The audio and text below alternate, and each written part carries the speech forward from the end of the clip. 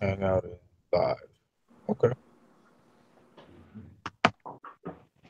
What was the topic that you wanted to talk about? Ortiz, um, Whatever you guys want. I mentioned like Brook and Broner and well Weidler and shit. Broner and Yeah, Figueroa. with it. Yeah. Yeah, the drunk and the I don't even know what to call Broner these days, man. Poor guy, bro. Yeah. We can start with that fight then. Who y'all think gonna take it? Figueroa. I I think Omar, man. I think Omar for the reason that I didn't see no tenacity in Adrian Broner versus Mikey Garcia. Like No. he just coasted to that through that fight like on autopilot. I didn't see Yeah, him digging in and saying, "Damn, I can't let this guy make me look bad. I'm gonna fuck him up. I'm gonna beat his ass." I Yeah. understand. I never got that And I never got that impression from Broner. another He thing about that fight, though, Broner did come in and weighed in at 138.6. It seems like Yeah. they might could have overdid it in the training camp. You know what I'm saying? right. So that might have counted for what his lethargy or being lethargic or whatever. Because Yeah. He looked drained, Okay, man. but so it's safe to say that Broner is somewhere. He's not a true lightweight, and he's not a true because what's Broner in your opinion ideal weight? I 140 for me. I can't really tell. I mean, he did do better at the lighter weights, but once he moved up, he just hasn't had the same type of success. But he outgrew those smaller weights though, so it ain't like he could stay down there. Like I can't really tell what his ideal weight is. He kind of like a funny built dude a little bit. And if you look at the way his dad built, you know what I'm saying? No, I'm not even trying to be funny. I'm just looking at his God, genetics. He I kind hear of you like on that, but weird built. if it's anything, if we going on, but what his dad's build is, Broner should actually try sumo wrestling. No, but I'm just saying because look, at 147 he looks too small, and then when he go down to 140 he look drained. Yeah. He's So it's like, stuck at the crossroads. But you know like what? To be No, go ahead, girl. I mean, cut you off. nah, that's all I was saying. Yeah. I See, think he's. That's no, go what. ahead. Yeah. I'm with Trey. I'm with Trey, man. He's kind of stuck at a crossroads. Like I always thought he was more suited at 140. Because when he went to 147, he did okay with some guys, but we kind of found out who he was, right? Like Sean Porter fucking steamrolled him. You know what I mean? Okay, Like, but see, but the fight with Sean Porter was at a catch weight. It wasn't actually 147 yeah, what was it at? and 144, 143, something like that. I think 144. It was Yeah, 145. 145? Yes, sir.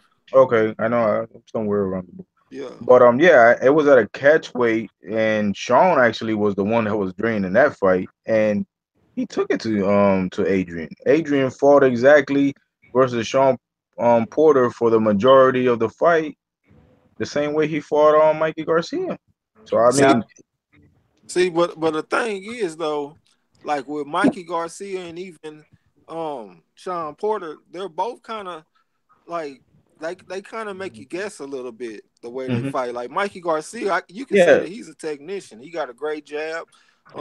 His feint game is good. He wasn't going for Adrian Broner's feints. Sean Porter, he actually moves better than people give him credit for. He don't just come straight in. He actually circles around, and he's kind of sudden with the way he jumps in with his shots a little bit. You know what I'm saying? Figueroa, I think Figueroa probably will win because he's bigger and stronger, but he does come straight in, like he's right there in your chest oh, off, Omar's there to get hit all night long. I and mean, his you saw arms. yeah, if you watch the fight with him and DeMarco, man, these guys they were just punching the crap out of each other just to like somebody fall. That was ridiculous. So And he's there to another be thing, hit. another Yeah. thing that I noticed that I'm gonna get out the way for a minute, but Figueroa he looked taller and he had longer arms than Broner when they did a little face off. But that could actually be the Broner's advantage if they're gonna be on the inside the whole time. Like I don't think Figueroa is gonna be able to just put his head on Broner's chest the whole day. I mean the whole night, and let Broner get off combinations and stuff because that's where he does his best work. Like when he fought DeMarco, DeMarco was trying to lean in, and Broner looked the best he ever looked that night. You know what I'm saying? Yeah. As far as stylistically, I like Figueroa's I think volume. Broner. Yeah, go ahead. Yeah, I'm listening. No, I was just saying I like Figueroa's volume of punches and stuff, so that's a good style against Broner. But as far Horrible style for Broner. as the range that the fight is gonna be on, I kind of like Broner. To go back on the just to backtrack a little bit on the Mikey Garcia and Sean Porter, and I'm gonna touch on what you were saying. I believe it's they both put a different type of mental pressure on their opponents. Sean, his mental pressure is just to smother you to death, and Mikey Garcia, he puts a type of mental pressure there that you can't make too many mistakes because he's such a skillful boxer, and he has what I'm saying, fight ending power as well. I think actually pound for pound, I think Mikey Garcia hits harder than Sean. He's not as big, he's not as imposing, but I think pound for pound, in that that fist, clogging you, I think Mikey has a little bit more power than Sean. Yeah. He definitely got more educated offense. Yeah. You can't make mistakes with him, like you said, right? The problem I got with Broner a little bit, I think it's a fucking horrible style matchup for fucking Broner. He keeps his hands at home a lot, right? They take advantage of the laws in his offense, right? Like if he's not working, then no work, right? It's hard to counter and shit when your hands are at home like that, right? And I'm not a big fan of, you know what I mean, these wide open guard or these basic guards they got anyways, because there's too many openings at that level, man. You can go up the middle, around it, you know what I mean? Yeah. He doesn't use his feet for defense. He don't use his feet for defense enough. I don't think he does. Yeah, that the high guard has been already exposed so many times, as it's actually, it looks good. I mean, the problem that I've seen with a lot of amateur fighters and young professional fighters, that they like using the high guards and they get this false sense of protection because their hands are up. They always tell you keep keeping your hands up, but when you always fight in that style, you don't work on other skills. You know what I'm saying, to complement the high guard. A lot of people they like standing, straight in front of their opponents, thinking they're safe with that type of guard, and a lot of them they start getting picked apart because eventually somebody's gonna open that guard up and expose it. Because when you're in that guard, you're still stationary, right? You're still stationary when you're in that guard, right? There's opening. Are y'all talking about Broner? Yeah, I am anyway. Yeah, I hear what you're saying, but I actually only see him getting that high guard when he down in a fight and he has to go get you. Like when he fought Garcia, he came out moving around. He did not get into that high guard until he was down in a fight, and that that was like in the second half of the fight. So he doesn't come out from the first round in the high guard. Oh, no, yeah, most definitely. He just stays in it too much for me. You know what I mean? Yeah. I mean, I ain't the biggest Broner fan. I know I'm kind of coming out like one, but I'm just no, you're not at all. I mean, I didn't get that. I actually liked Adrian Broner before he started going off and making the next man his priority in life. I mean, like, get over Floyd, man. What's going on with you two dudes? Yeah. Yeah. No. I actually never was a big fan of him. I had a friend of mine that actually had turned me on to him. And I wasn't a fan of him from day one because I didn't like how he stood right in front of guys and just tried to do his little shoulder roll thing. And he actually wasn't doing it. It ain't like he was rolling the right hand and coming back with the right hand. He was just letting dudes throw punches. He wasn't reacting. It's a reactionary defense, right? He wasn't like countering off it. Yeah. And he don't duck with it when he's in that stance. If you watch out Marcus Maidana fight. Marcus was just going up over the top like that, man, because he don't duck with it. He leans his head back with it. So you're going to use the shoulder roll, use it right. And you know what I mean? It's good to mix some legs in with it too. Floyd ain't gonna just stand in front of you. You're gonna move around with it. You know Yeah, what I mean? Floyd gives you all kinds of different looks. You know what I mean? Floyd never, he's always changing up his looks. I'm gonna tell you who What a else lot of gonna get whooped. Anthony what, Yard is gonna mess around and get whooped trying to use that shoulder roll because I don't like how he doing it. I mean, I was watching this fight that he had recently, and the dude came right over the top with the right hand, That's what I'm several saying. times. You know what I'm saying? you know what I've noticed about Anthony Yard and Adrian Broner, you know, as exponents of the shoulder roll. Both of them, both of them have stiff backs. You know, like their back is like completely stiff. You know what I'm saying? When they do that, you know, they have no flexibility. And Yeah, if you look traditionally, all the people that did very well the shoulder roll, they all bend at the waist. You know what I'm saying? To roll with these punches, and you know yeah, sometimes to even block them. yeah. Adrian Broner stands stiff, man. Like I'm like literally like if his back is against the wall, and that's how he fights with the Yeah, shoulder man, roll. it looked like he almost looking at the ceiling while the guy's throwing punches. He Yeah, leaned back. look how he trains when he's hitting the mitts. You know, look at his back. It's almost completely uh horizontal, man. No, not horizontal. Yeah, horizontal. So Yeah. I mean, I think Anthony Yard is another one. You know, he uses it a little bit better. He's less stiff at the shoulders than Adrian Broner, but he still has like a real stiff back. You know, and to fight effectively with the shoulder roll, you can't be stiff, man, with any of No. your extremity. Yeah, I agree, man. Yeah, the shoulder But roll's not for everybody. It's not for everybody, man. it's something that you have to really, man. You can't just like in the middle of your career you start, you know, using it. I mean, did Adrian Broner use the shoulder roll? Did he fight like that as an amateur or I have no clue. I have no clue, man. yeah? I mean, I don't know how long he's been doing it, but you know, that's not something you want to be taking in and experimenting with, you know, as a professional, I, especially, you know, getting into to you know the championship caliber fighters. Yeah, it's not the time. It's not the time to implement things like that you have been working on your whole life. well, look at Yard. Yard got a late start in boxing. He ain't had that much amateur experience, and he trying to do it. I mean, you know that type of style is for an advanced, experienced fighter, not for I'd hate to beginners. I hate to see Anthony Yard actually fight, you know, someone like Arthur Beterbiev I was Yeah, thinking or Kovalev, but yeah, I can see Peter yeah B. yeah I was just gonna mention Kovalev, you know, being stiff like that, you know, and oh my God, if they catch him over the top, man, with a right Yeah, hand, boy, it's over. and I yeah. hate to sound like I'm hating on Yard, you know, but he's a talented he's a talent.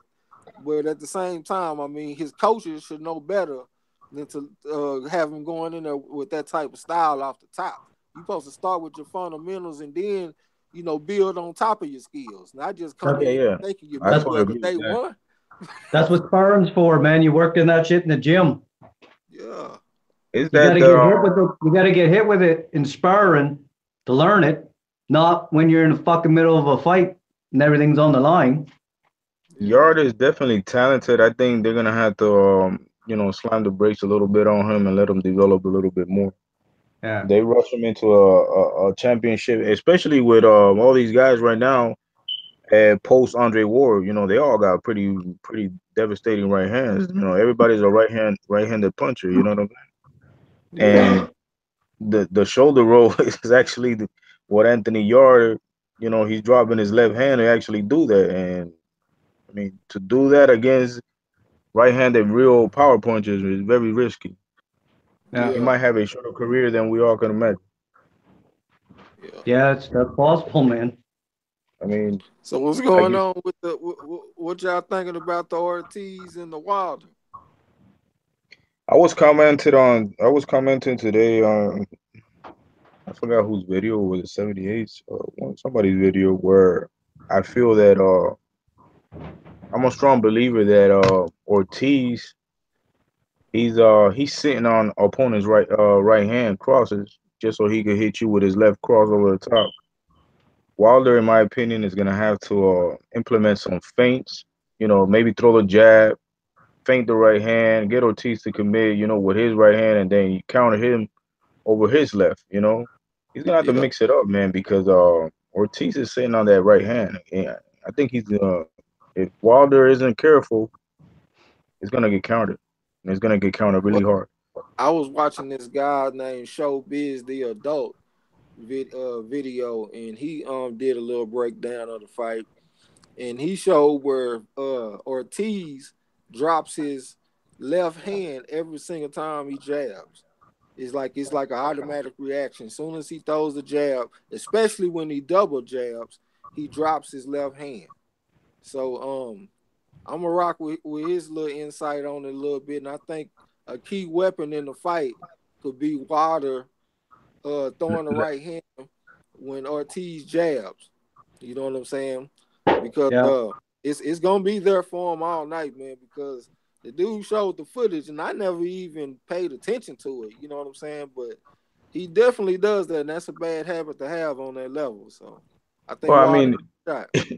if it comes to dropping hands, I mean, I think they're both, putting themselves in harm's way.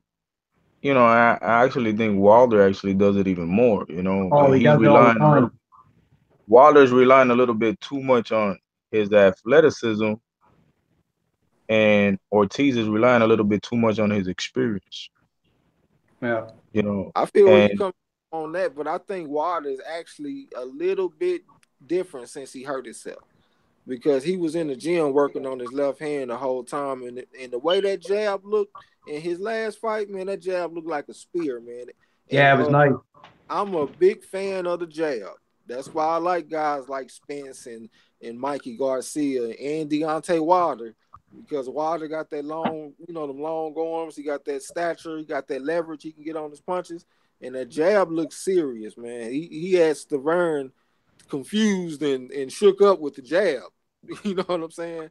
Yeah. So but Stavern He has definitely the he problem with definitely got to Stavern. utilize it. He got to utilize it though. He got to Oh, use that fucking thing all night because he got to fight. yeah, no, He got to fight tall. he has He a got to real fight tall. he has a real opponent in front of him.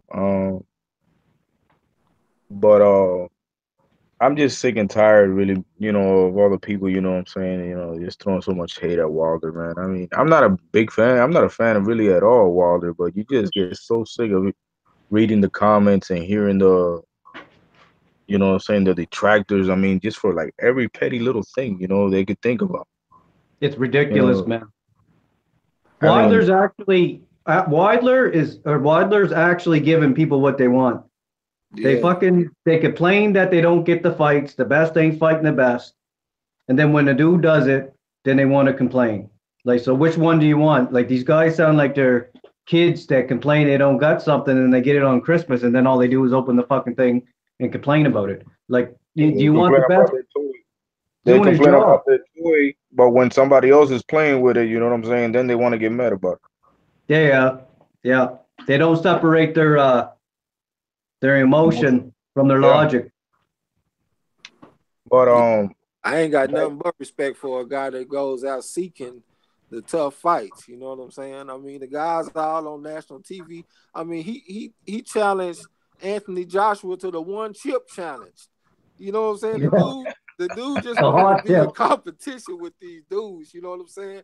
And that's all you can ask for out of a fighter. That's the only problem I got with, guys like Keith Thurman and stuff right now, and Anthony Joshua. They not showing the same vigor and tenacity that guys Yeah, like Earl Spence and Deontay Wilder showing right now. see, yeah, I don't have a problem with Keith Thurman, educating himself on the business aspects of boxing. But you know what I mean? Don't be so dismissive, you know what I'm saying, of another guy, who's targeting you just because Floyd and other fighters were dismissive of you. You know what I'm saying?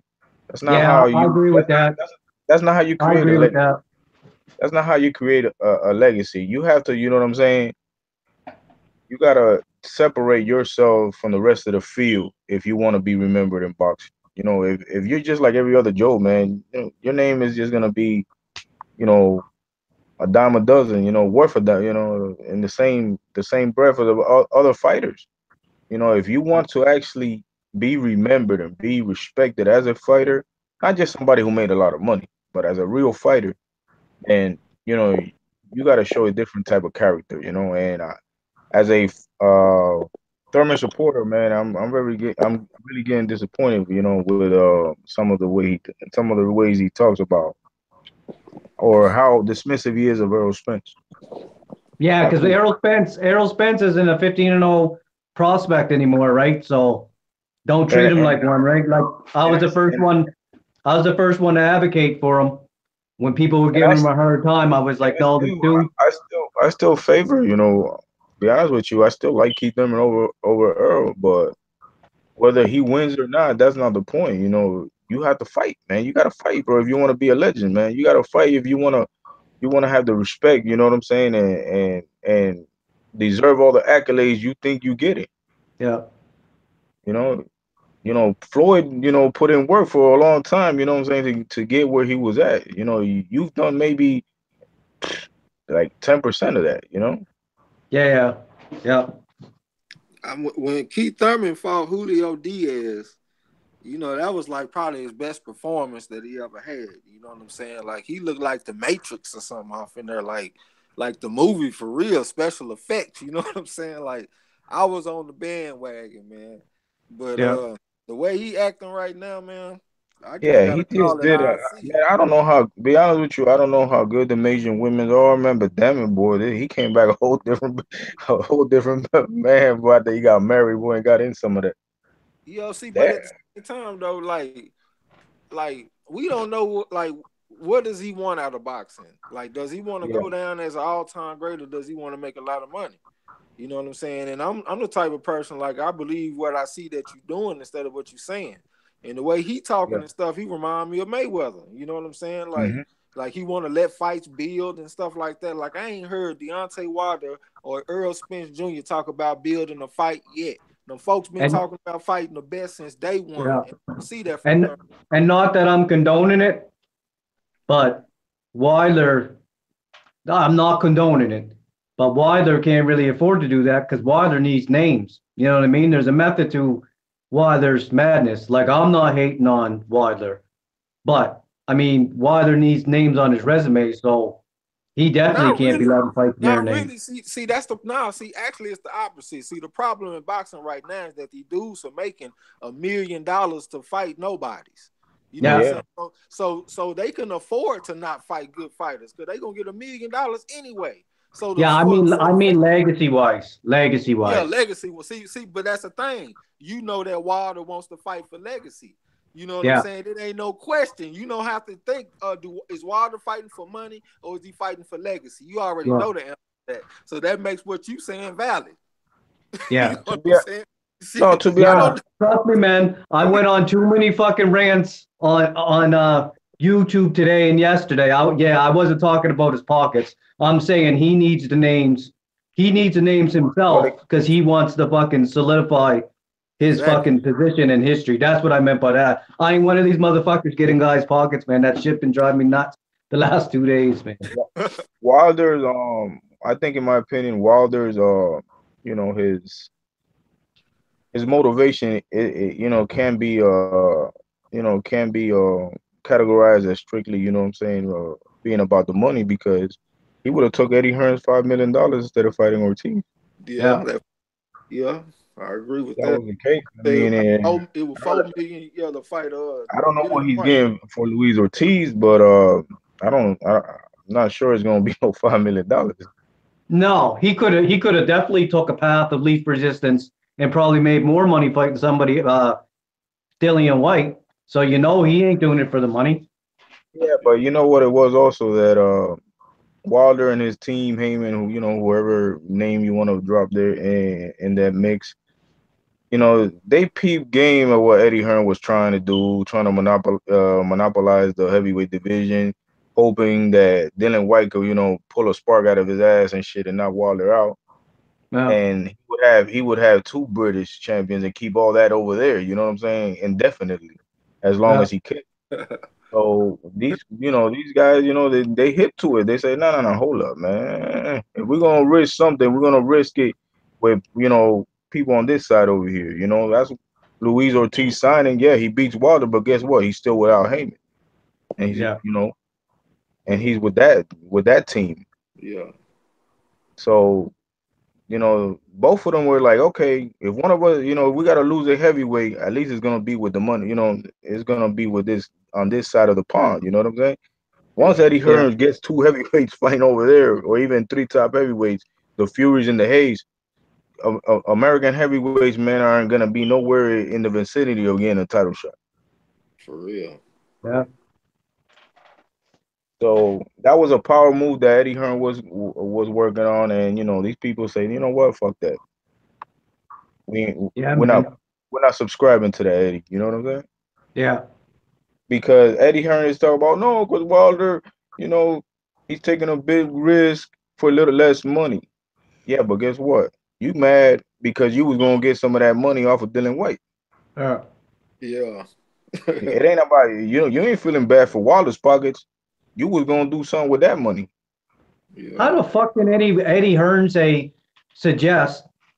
Well, maybe I think maybe Dillian White at the time was maybe up in the rankings enough to get Wilder, but how the fuck can Eddie Hearn suggest for him to fight White for what he said? Oh well, maybe you can do something. Joshua's been doing this and doing that, and then turn around and discredit him for fighting fucking Ortiz. That don't even make no sense. These Yeah, dudes don't even make no sense sometimes, man. Like they got that's no consistency. that's because you know what the problem is that when he talks, he forgets that you know everything he's saying is being recorded and later on it's gonna be scrutinized. I didn't even have a problem with him suggesting go fight fucking Dillian White. But I mean, It's a good scrap. when It's a good scrap. Yeah. I didn't have now you put down Ortiz, like come on now. It I don't didn't make have no a sense. problem with Dillian White either, but I just knew that Wilder wasn't gonna get no credit once he beat him. I No, want him, you know what I'm saying? Like you said, he needs some names, man. I don't think Dillian White was a big enough name. I Yeah. think my problem with Eddie Hearn is his hypocrisy, man. That dude is one of the most hypocritical guys that you can actually hear talk. Boxing. Yeah. He came out before talking about drug cheats should be banned for life and blah blah blah blah. I guess throwing a shot at Ortiz. Well, goddamn, Dylan White don't got popped and got banned for 2 years for PEDs too. So why is he under your banner? You know what I'm saying? Explain Yeah. that to me. And Yeah. looking at Joshua shit, he might not be too far behind him with his big ass, man. I ain't never seen a fighter that looked like Joshua. Joshua fucking around with them gamma rays from the Incredible Hulk, man, type shit. Say he don't even George Foreman wasn't even looking like Joshua, man. That's why Joshua been gassing. I mean, you gas mental pressure will gas you quicker than anything, but the muscles, man, it takes a lot of water and fucking blood to fucking run those things, right? Yeah. You got to Yeah. fuel those muscles. I mean, that Klitschko fight, man, you know what I mean? I never looked like that the first time I ever stepped in the ring. You know what I mean? That wasn't even really nervous energy, man. I'm telling you, it's because he got to fuel those muscles. He better cut that out. He got to cut Yeah. that out. I don't think he needs to be that big. You know what I mean? I No. think Anthony Joshua, he's young enough to come in a little bit lighter. Yeah, he don't need. Well, from the videos I've been seeing, he's slimming down. But yeah, man, you don't need all that for boxing. He was I, huge against to calm though. Yeah, Yeah, he and looked like a what's funny about boxing today is that you got guys, man, that are not even in their they're not even in their mid 20s talking about they can't make weight. Jesus, come yeah, I on. don't know what's going on with that. weight sucks though, man.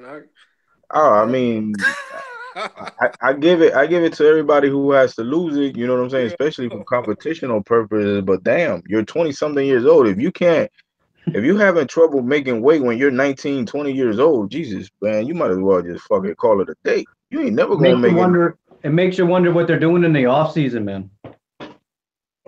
Smoking, drinking, fucking doing a bunch of shit. I mean, but I it kind never of had that much problems losing I weight. look at it a little bit different. I look at it a little bit different because I think that like guys that are doing whatever they doing and dropping all that weight, it's like they put pressure on the whole boxing game. You know what I'm Yeah. saying?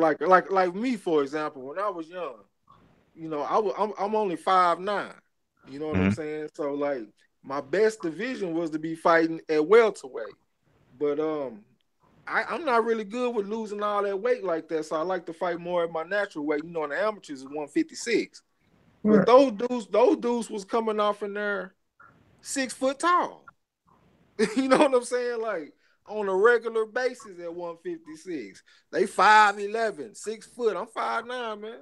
So I can't, you know what I'm saying, fight in that weight class like, you know, realistically, unless I'm just super talented. You know what I'm saying? Like if I wanted to be a professional or something. Like look at the Charlos. Jamal Yeah. Charlo fought at 154, man, and man is 6 foot tall. Yeah. You know what I'm saying? So like that just puts all the pressure on guys to get as little as you can. Like if you look at Crawford, man, Crawford was soaking in tubs. Crawford looked like a dope fiend when he weighed in, man. I mean, I'm just being 100. I look at my boy Errol Spence. I'm looking at his cheekbones and stuff. How they just look defined. They face sunk in, man. Them dudes look like death when they get ready to weigh in. I'm looking at the where their muscles in their See, neck. I'm looking at the origins where the muscle starts and where it it's ends. Like, because these guys. It's because these guys when they're fighting amateurs, you know, most of them are one or two divisions heavier as amateurs than they are professionals. So what they tell them is, hey, let's go over there, beat up on the little guys. You know what I'm saying? Make a little record, blah, blah, blah, and then we move up slowly, you know, to back where you're supposed to be, and that's yeah. how it happens.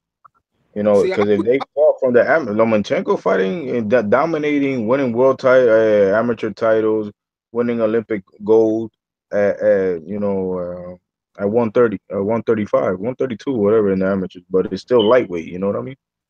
yeah, it's Sean He, Porter. I think he fought. Didn't Sean Porter fight at like light heavyweight or something? I think He Sean did. Porter fought at what, like middleweight or something like that, super He fought. middleweight. He fought Danny Jacobs, and I think he fought bigger guys than that. I could have sworn I saw that the man fought at light heavyweight because he played Yeah, yeah. football at the same time. You know what I'm saying? Sean Porter fought a lot heavier as an amateur than, I mean, I'm talking about at least two or three weight divisions, you know what Yeah, I'm saying? yeah, Lighter. I mean heavier than he is as a professional. And him actually fighting Broner at 145, you know, I mean that was impressive. I was like I Yeah. thought it See, was a mistake that they were making, but it worked out for him. I see, was me wondering. personally, I was thinking it was a mistake too when it I went would. down. I wish guys would have to fight like within 10 pounds of their walk around weight. Yeah, I don't think there should guys be a should be cap able. on that weight. There should be a Yeah, cap. that's what I want for the sport, man. I wish they put a cap on the weight loss and make, Yeah. you know, it would be healthier for the fighters and everything. You know what I'm saying? Either Yeah. that or eliminate the junior weight classes, you know what I'm saying, and force these guys, you know, to decide what weight class they really want to fight in, you know, Yeah. because they're giving them too much of a back door, you know what I'm saying, to with the excuses and stuff. Oh, because I couldn't make the weight. Come on, man. Yeah, I don't like that shit.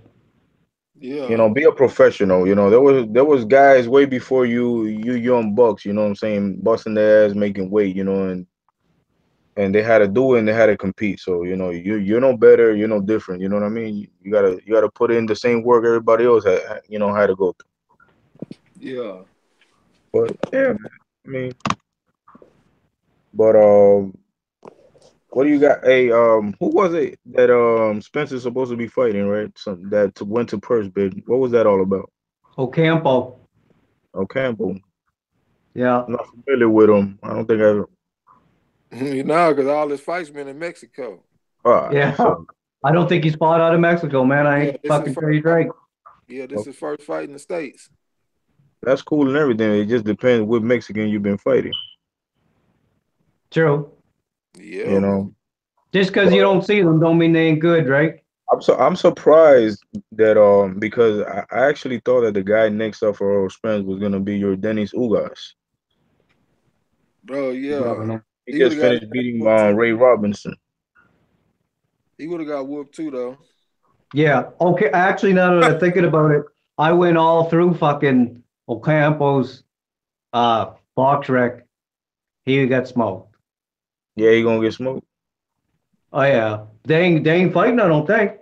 I mean, What's the I guy do first go. name? I Carlos do. Ocampo? Was it Carlos? No. Yeah. Yeah. pretty common name. I mean, that's take take your pick, Jose, Javier, or Carlos and shit. You know, either one. I mean, you got 30% chance of nailing it on the head. But Yeah, what was I gonna say?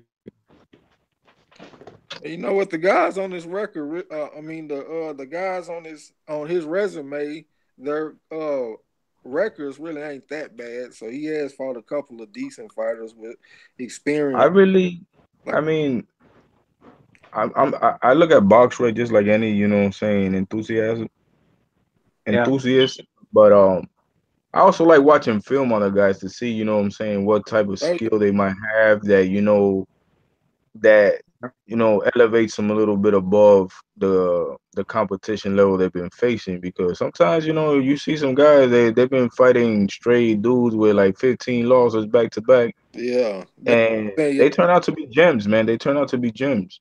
I So I check always out. look out for those I guys. usually I check out their box rec just to see because it kind of The gives you a name, good indication how they're moved. You know yeah. what I mean? And then I look at I go look at their performances. Right? I That's mean, what I like do. if you look at Julio Cesar Chavez Senior, his record, he was coming up. You know what I'm saying? Yeah, It leaves something to be desired. You know what I'm saying? But yeah, same with Terrence Crawford. he turned. Ain't Terrence especially Crawford, man, was pretty early on. I mean, I think he fought Brady Prescott in his 12, 13 fight. I yeah. when Early teens. I added it up for I was comparing his first 11 fights to Lomachenko first 11 fights, and Terrence Crawford's combined opponent's record was 64, 122, and 4.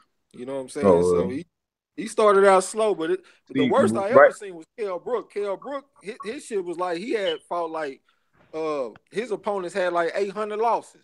Yeah, Over yeah. 800. Well, believe They it or not, moved him. believe it or not, the only two current fighters, and perhaps I'd even say the last 15 years, that don't have an opponent I mean, with a losing record, and their resume is Rigondeaux and Lomachenko. Yeah, I haven't looked at Me Rigondeaux, neither. but Chico, I Rigo got has never fought anybody with a losing record, and neither has Lomachenko. yeah, Lomachenko's is 308, Yeah, 27, 13. Loma, Loma. I mean, he's fighting. He's getting the fights he wants. I don't know, Yeah, but for some reason, it just seems that even Lomachenko is doing outstanding. For a guy, for the amount of fight he has. The guy really is doing outstanding, but yeah. you just don't see his popularity really transcending along with his skill. I don't know He why. don't talk, he don't speak English. He's a smaller weight class. Smaller weight class too. Don't help, man. I Yeah. mean, To us it does, not to the fucking guy He, sitting he in ain't there, knocking sitting his in his chair. he ain't I don't knocking think it's dudes really out. about English. He just ain't Mexican. Yeah, Well, they Shit, like Julio Cesar Chavez didn't speak a lick of English. Canelo just started speaking English a couple of days ago, where I was born ready and all that dumb shit. But I was born ready.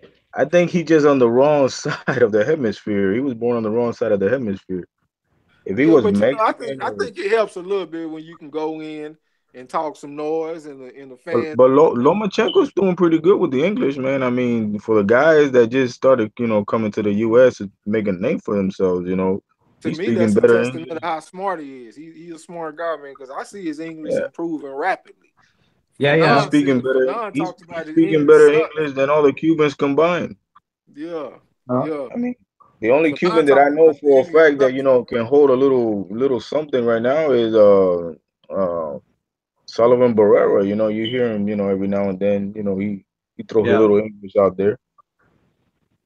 yeah. But I don't know. It's just I think fans for some reason just feel like a lot of fans, not just guys who are gonna be criticizing him or whatever, but a lot of fans feel that he just being Shove forced down your force throat. fed to the people. You know what I'm saying? It doesn't come across as authentic. Yeah. No, don't.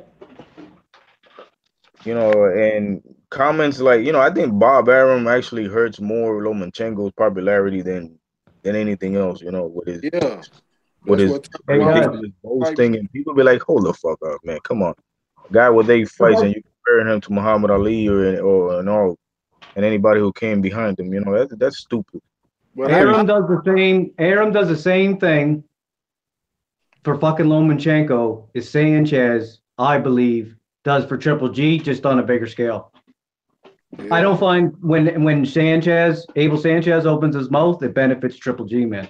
Oh yeah, that guy is just, man. What the whole Ward's situation was created by Abel Sanchez with his dumb ass talking. If I was Triple G, I'd be like, Oh, hey, relax or some shit. Shut the fuck up. yeah, Not yeah, Ward, man. They not now. shouldn't be Ward in talking. the future. Yeah, no, man. I said Abel, I I got beat. I was got beat for fucking Sanchez, anyways, because I don't like how he's being dismissive for fucking Charlo. That shit's pissing me off. well, Abel Sanchez is dismissive of any fighter. It's not just Charlo. He's dismissive of any fighter who can't produce Triple G. The lucrative fights they're all after, because they're all a bunch of purse whores. You know what I'm saying? Yeah. You know They're what my beef is with that? Charlo's the number one contender, right? That's why he fought Highland. That's right, eh? Yeah. yeah, yeah, So yeah. Sebastian Hyland. my problem is he's being dismissive of Charlo, but Charlo's in the exact same position as fucking they were when they were supposed to fight Canelo the first time. That's what they used for leverage, which they should have. We're the man we want to fight, which is why Triple G got that fucking belt. And See, then now when somebody else is in that position, let's dismiss them. And then all the fans protesting. Nobody protested look, when Dominic Wade got the title shot. He didn't do fuck all to get that shot. Nobody contested when Kell Brook, who's not even a fucking middleweight, got a title shot. But all of a sudden, Charlo gets a shot. Well, let's start complaining. You know what I mean? To me, it's probably a mixture of what Sanctus said, the purse, but to me, it's because he's a risk. What the fuck's the protest with Charlo? What the fuck did I'm not shitting on these guys, but what the fuck did Dominic Wade do to get a title shot? What did fucking Brook do? He ain't even a middleweight. yeah, yeah. yeah, no, absolutely. Yeah, a lot of people, they sleeping on Abel Sanchez.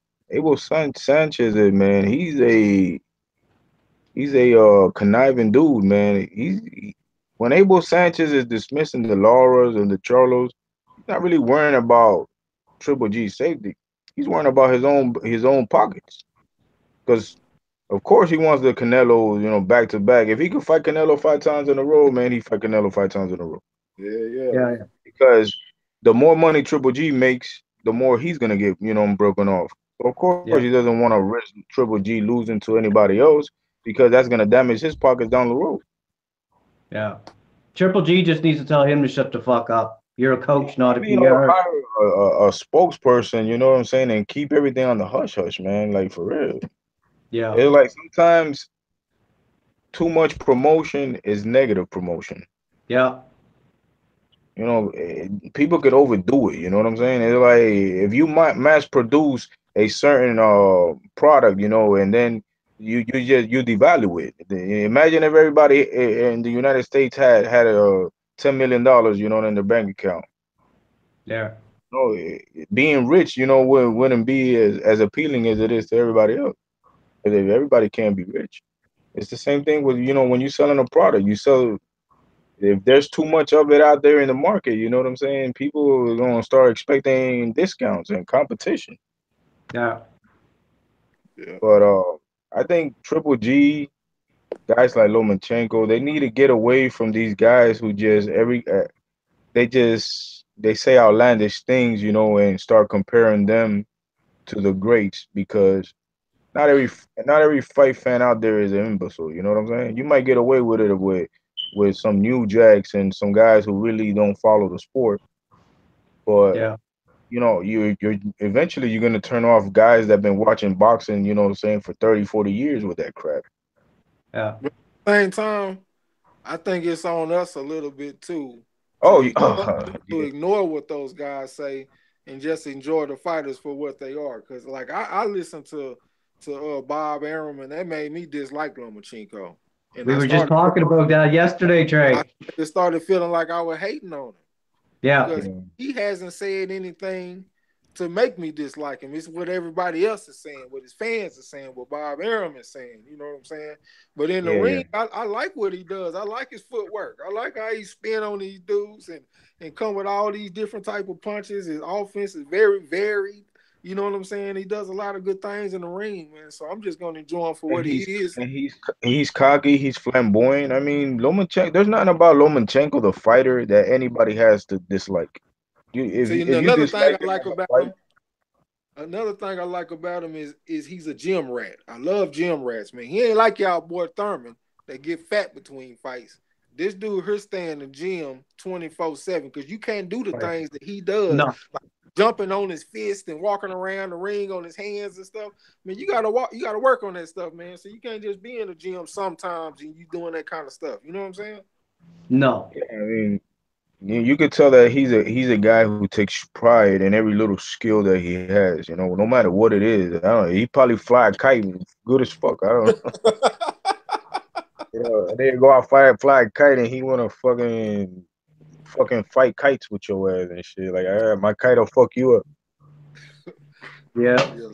I'm just But He's gonna a say competitor. fighters, man. I love he's a boxing. competitor, man. He's a competitor. That guy looks like, man, if you beat his ass, like, you know what I'm saying, fucking doing push-ups and shit, he want to fight you for real. You know, like, chill, Yeah. Lord, my nigga. Why you taking it so serious? I only did two more push-ups than you did.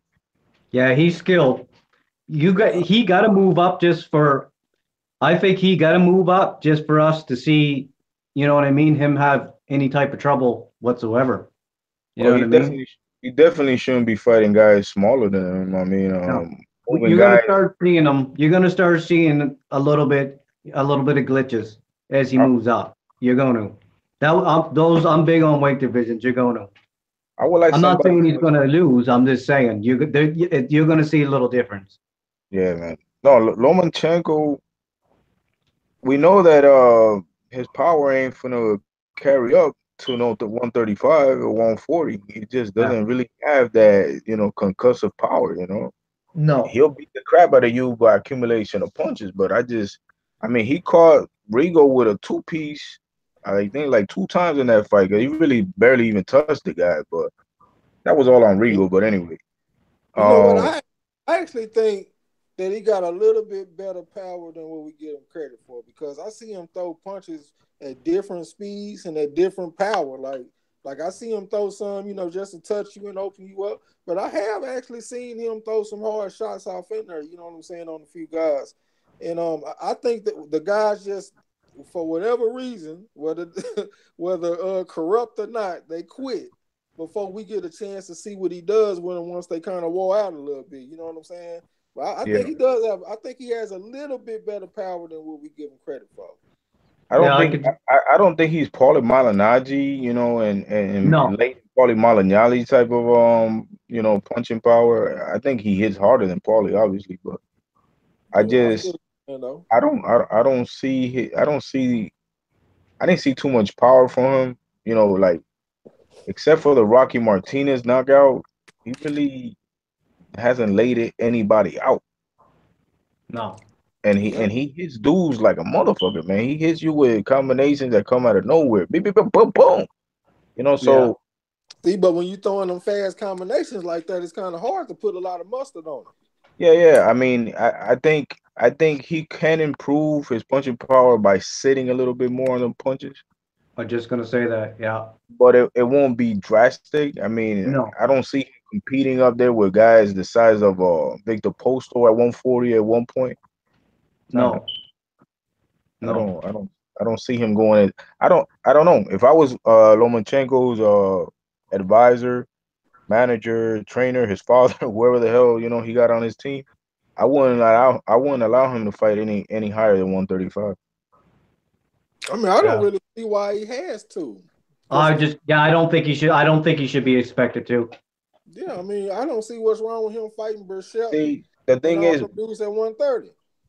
if he would have stayed at featherweight his entire career, that wouldn't bother me. But the problem is that we're living in an age of boxing where the fans think that just weight hopping is done by anybody and everybody can do it. Everybody's gonna be successful. Oh, why hasn't this guy moved up? It's not as easy as you think, man. For a reason, he didn't move up. I mean, he sure as hell didn't want to fight Crawford at 140, but his whole camp would be like, "What? That's suicide." Yeah. And Yeah, they like Some talking a lot people, of shit, but they know some what people time it never was. heard of, some people never heard of an acclimation process, eh? They just think you could just fucking jump up whenever you feel like it. You No, know, bro, they got those you acclimation. That's the same with thing with Crawford and Horn. Like I think Crawford could do at 147, but I'm not really even going to give me an opinion how good I think he's going to do until I see that Jeff Horn fight, because that's an acclimation fight for me. but it's a trend that it's been happening. I'd say probably the last 10 years, 8 years, where fighters are just starting to they're starting to just bypass their move own up weight weight a division. lot. What was that? You saying that they fighters been moving up a lot, trying to be like Yeah, Pac. they've been moving up, but at a really ridiculous rate. You got Leo Santa Cruz didn't really even do anything at 122, Jonah 126. Now he talking about his next fight is gonna be at 130, and after that probably be 130. Man, Carl Yeah. Frampton's doing it. He wants to fight at 130 as well. Mike Uh, Steele talking about fighting at 47. Saddam it Ali. What weight did Saddam Ali fight Cotto at? he fought him at 154. You know At he don't belong 154. up there, man. Ain't that man like a 140 pounder or some shit? So 147, he got his ass whooped by Jesse Vargas. Yeah, he can't stay at 54. He's done. He's done there. He needs See, to but take that win and ride. He needs to take that win and ride. he's not. No. yeah. Saddam Ali, he's gonna get a big, nice, big fit paycheck at 154, but it's not gonna be by anybody fighting anybody here domestically, and certainly not one of the champions at 154. They're No, selling it. They're selling that belt. Bob Arum's selling that belt to them UK guys. Well, you know no. what? Maybe this will work out for the best in the end. Cause maybe it's starting to be a trend that guys are going more towards the natural weights instead of draining themselves down to some skeletons to fight. I would like to see that. I mean, because you sure as hell don't want guys, putting their health at risk, taking, dehydrating excessively, and dangerously.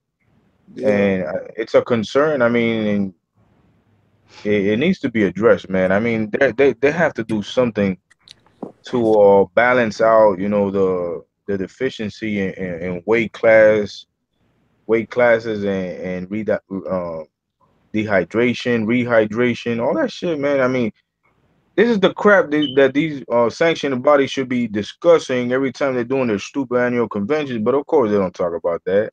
No. They're talking about, what fighter they want to put in the right position, where they could generate, more sanctioning fees. That's what those conventions are about. That's all that they're about. This would kind of remind me of when De La Hoya fought Pacquiao, and Freddie Roach did an interview, and he was saying that he knew that De La Hoya was the dead man because he saw him and just how he looked, how pale his skin was. He was ashy, so his skin was real dry. So he was real dehydrated and stuff. You know what I'm saying? Dude looked Yeah. like death walking around. So I mean, Yeah, I just even but He I needed mean, some of that ash kicking.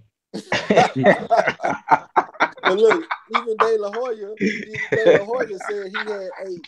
De La Hoya said he ate one orange in 2 days, and I'm just damn, like, man, Ty, you a how fool for can that that one, be man. You a healthy? fool. Nice promo right there. I'm pretty Yeah. sure Dante, he better look out. I'm either getting props or sued. Hey, he giving you you giving him a free plug, man. What he gonna complain about? Yeah, exactly. If anything, he needs to, what I'm saying, go ahead and put you on that Christmas list. Yeah. Nah, but what we just talking about? I lost my train of thought. De uh, La Hoya. De La we Oh, Hoya about these yeah, I being fighters was gonna losing say all the that thing with De weight. La Hoya is you can't really, I mean, yeah, I agree with a little bit of what Freddie is saying, but Oscar, been doing coke for a long time, so you don't know what he was really on. He But was too drained. no, Oscar was too. not only was he draining himself, but Oscar had Edwin Valero in as a sparring partner, man. They said Valero banging his ass up all over that ring. Valero was a bad Yeah, dude. man. You And could see. Valero was a lightweight. Valero was a lightweight. Oscar was a freaking welterweight. I mean, junior middleweight coming down. Yeah, and Oscar didn't fight at that weight for a while. Like people got to understand, these guys got human bodies. They ain't robots. You Yeah, can't But be what dehydrated to the point see, I can see your kneecaps from space and be getting in there with a Pacquiao. It don't, you know what I mean? what weight did what weight did Pacquiao fight Cotto? yeah, he fought him at 146. It was a catch, and Yeah, that's another 146. No, point. 145. It was 145. yeah. That's 145. an, That might have been what I was thinking about when I said the Sean Porter Adrian Broner fight. I might have been thinking about that fight when I said Yeah, 145. yeah. That was and Miguel. Cotto was drained. And Cotto was drained. You want to know how you know Cotto was drained? The indication? I'm looking at it. Because when he when he his very next fight after he fought Pacquiao was Yuri Foreman. Yeah. That's how you know he was drained because his body, for him to rehydrate back to Yeah. that weight that quick to fight Yuri Foreman, that's your Yeah. body recovering Yeah, quickly. but, Yeah. but by That goes to Cotto's show on he that shouldn't have been at that weight.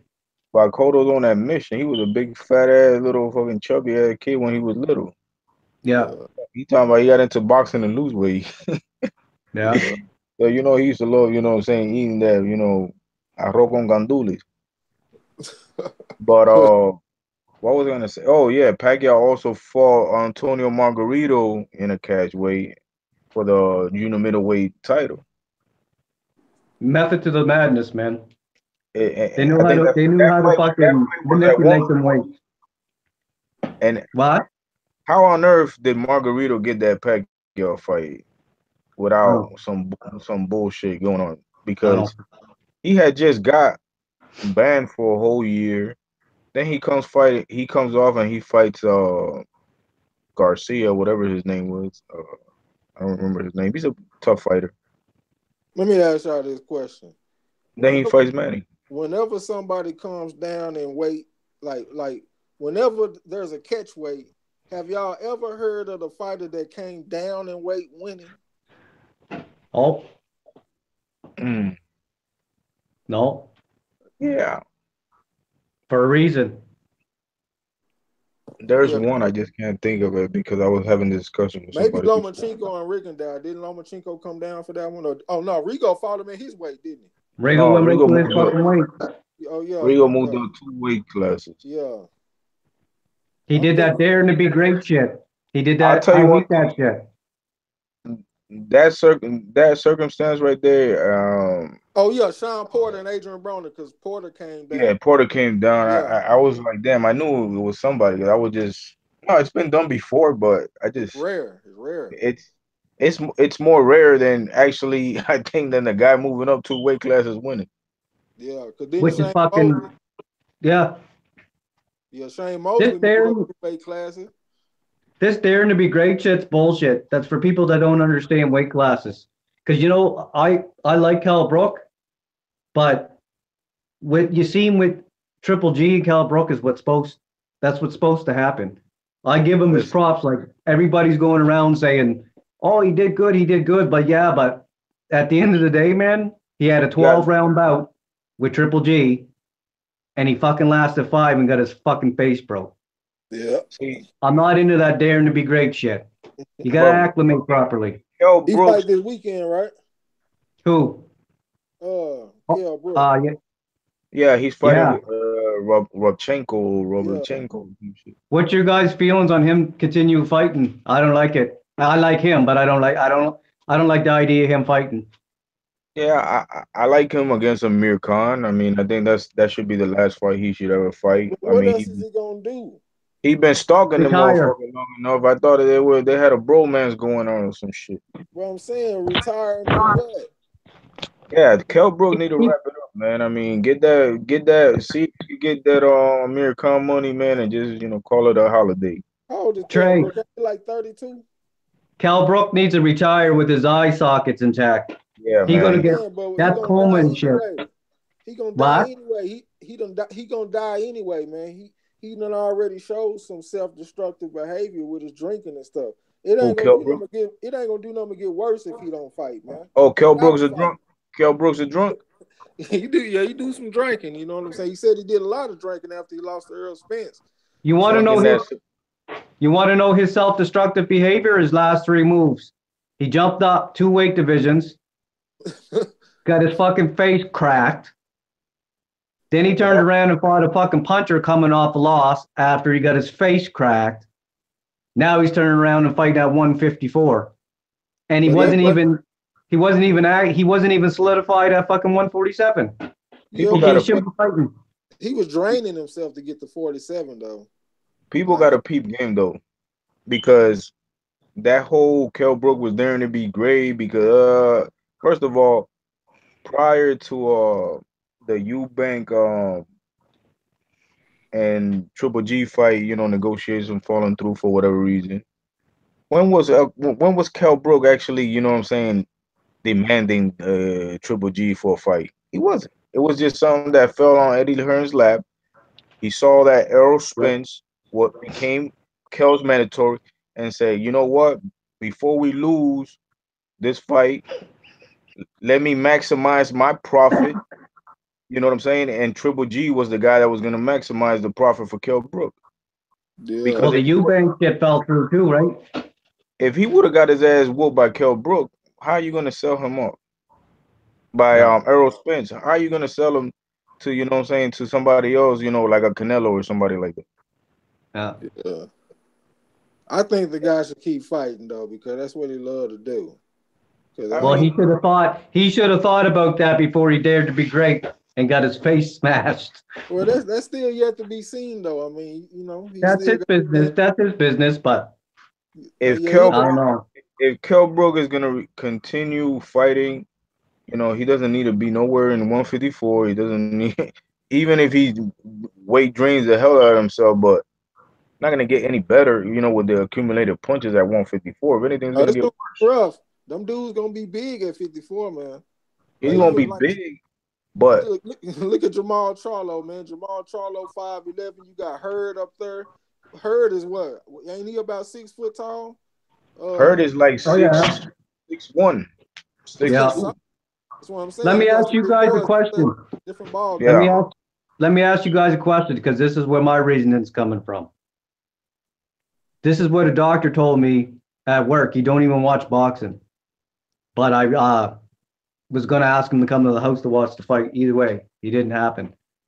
But I told him he's fighting this Errol Spence guy. He's got a busted or he got a plate in his face, and he said he going to get another one, and he going to get another one with that Spence fella. Because when you get a plate in your face and your orbital bone like that, when that shit gets cracked, that tension on that plate spreads to that other eye. So you've seen the results when he fought with one broken orbital bone and a plate in his eye when he fought Spence, who's a hitter, but at 147. So he's already stuck in one fight with that worry in his head. And now he's at 154 with two broken orbital bones. So where's the tension going to spread? To the Yeah, fucking brain. it's like a plumber. You know what I'm Coma. saying? It's like a plumber fixing a leak somewhere. You fix that leak, so another one's gonna bust somewhere because of the pressure. Yeah, and then people thinking it's smart to fucking turn the hose on. You know what I mean?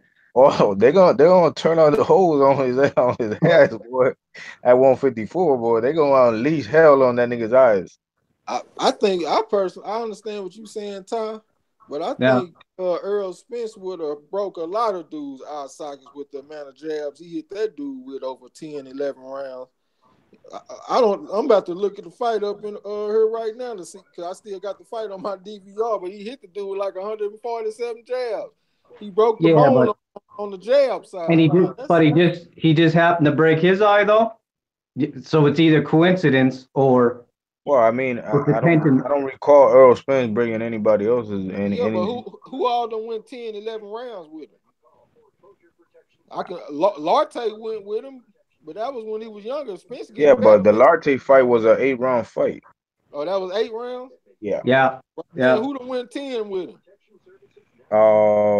Lo Greco, I think. Hell no, Greco No, no, got no, it. no. Got his Oh, head. no. I'm saying that the fight was for like 10 rounds, I think. I'm talking about But who went 10 with him. I ain't talking about what his schedule for. I'm talking about who done went 10 um, with him.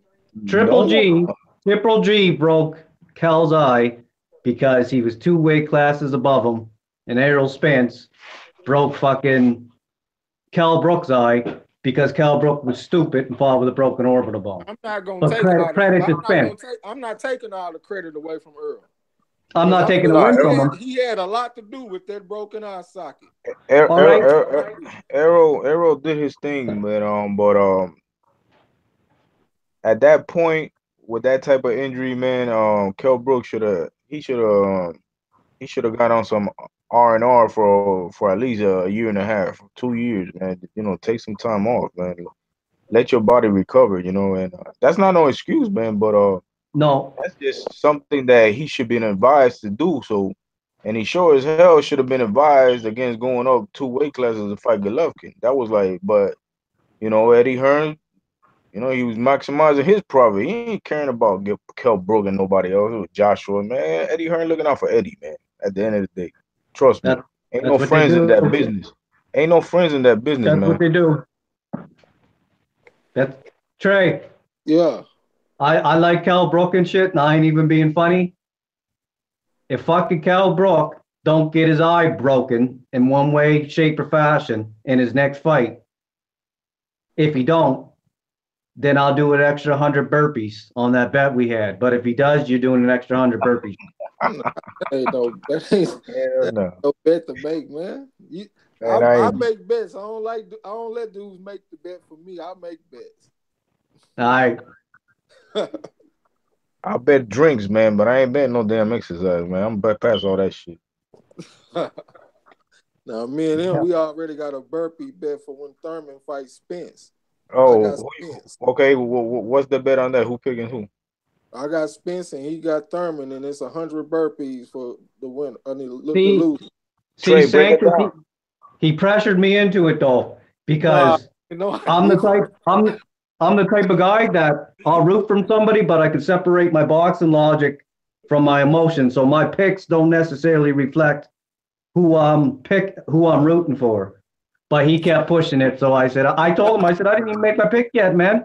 I'm not an old fanboy. I ain't gonna just pick Thurman just to pick him. I'm actually leaning a little bit more towards Spence right now. But then he kept pushing it, so I took it. But I'm No, gonna get them man, back. I'm gonna get them back. I pushed you, man, because you was pushing Thurman. You know what I'm saying? Yeah. It seemed like to me that your subconscious think Thurman gonna take it. You know what I'm You saying? guys So, think that Errol Spence could actually cut off Keith Thurman? When Keith Thurman becomes mobile. man, look, Sean Porter put Keith Thurman on the ropes, man, all But throughout that Keith fight. Thurman, No, listen, hold on, let but me finish there. I'm gonna let you go on rock. go I'm ahead, gonna go let ahead, you go ahead. rock with it. But look, Sean Porter out jabbed Keith Thurman 2-to-1 ratio. And he Coffee put box. No. okay, but I'm saying I'm looking at what I saw too. I saw him stepping in with the jab, and I saw him put Thurman against the ropes easily, and he was going to the body and all that, smothering his work and all that. Errol Spence has a much better jab than Sean Porter. He has much more precise shots, and his Yeah. body attack is even more vicious. And in that fight with Sean Porter, I saw Keith Thurman literally turn his back and start running when Sean Porter hit him with a body shot. Hey, that's the only way I can describe it, man. I'm a boxing fan. I'm not gonna call lateral movement running. The man turned his back and broke out running, Ty, to get away from that body shot, man. The man and look, Earl Spence 5'9.5. Keith Thurman 5'7.5. And on top of that, Earl Spence got an extensive amateur career. He done seen that Florida style, man, plenty of times. I know he has. He ain't gonna be nothing special. He is gonna Florida do that, style. man. I'm trying to tell y'all, you can go with it. Okay, I didn't get the Florida style reference. Yeah, because the boxers in Florida, they got this style that's real athletic. Like some of the best, a lot of the best athletes in the United States come from Florida. Yeah, yeah. And they came up watching Roy Jones Jr. because you know Roy Jones is from Pensacola, so they all like to emulate him. They all like to circle and jump in with them pot shots. They don't rely on the fundamentals. And Keith Thurman don't either. He ain't even got a jab, man. Tell He me got a one fight where jab. you He saw. got a jab. Yeah, Tell me but one fight where you He saw don't Keith utilize Thurman it with a enough. jab. but I mean, you got a lot of other Florida professional fighters that fought nothing, in that type of style because Winky Wright didn't jump in and fight like that. Not all of them, Antonio, man. I'm saying it's just like people fighting like Mayweather. You see yeah, plenty of people trying to fight like Mayweather. Lil B Hop. You looking at Anthony Yarde, you look at Adrian Broner, people come up looking up to fighters. And I could tell that Keith Thurman came up looking up to Roy Jones because his style reminds me of Roy Jones. He does he not came rely up. on the I fundamentals. think he looked up really more to Winky Wright by his He own don't fight like admission. Winky Wright at all, man. Winky Wright didn't move No, around. I didn't say he fights like Winky Wright. I said he came up admiring Winky Wright Come on, because brother. that's Everybody came up looking up to Roy Jones, man. Come on, man. You know Roy Jones Jr., man. Come no, on. Roy Jones was Roy Jones. Even Floyd Mayweather was buying a lot of his shit. Everybody Oh, came up looking up to Roy Jones. I just see a lot of that in his style. Just the way he fight. I don't see him relying on the fundamentals, just like Roy Jones. Tell me one fight where Keith Thurman used the jab. Let me he know. uses it. He don't utilize it enough.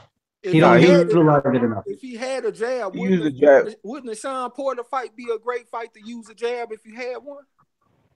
He used the jab against Diego Chavez. Got to keep the space, right? I got to go back and look at that fight because I don't remember him using a jab like that. But I'm gonna Yeah, go back and check it out. He had to because Diego Chavez was jabbing and he was jabbing with him. He was trying to establish a jab. Diego Chavez actually has a great jab. All right, I'm Thurman gonna go back and check was it trying to out. go back and forth with him with the jab. I'm gonna go check it out. Yeah, you're right, Sanctus.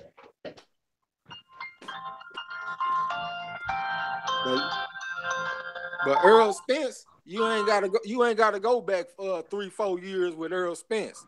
Earl Spence uses his jab every fight. Yeah, he does. It's a staple. He's consistent. He's consistent. The jab the jab is the best punch in boxing, and his jab is as strong as a lot of fighters' strong hand. He throws a shotgun jab, man.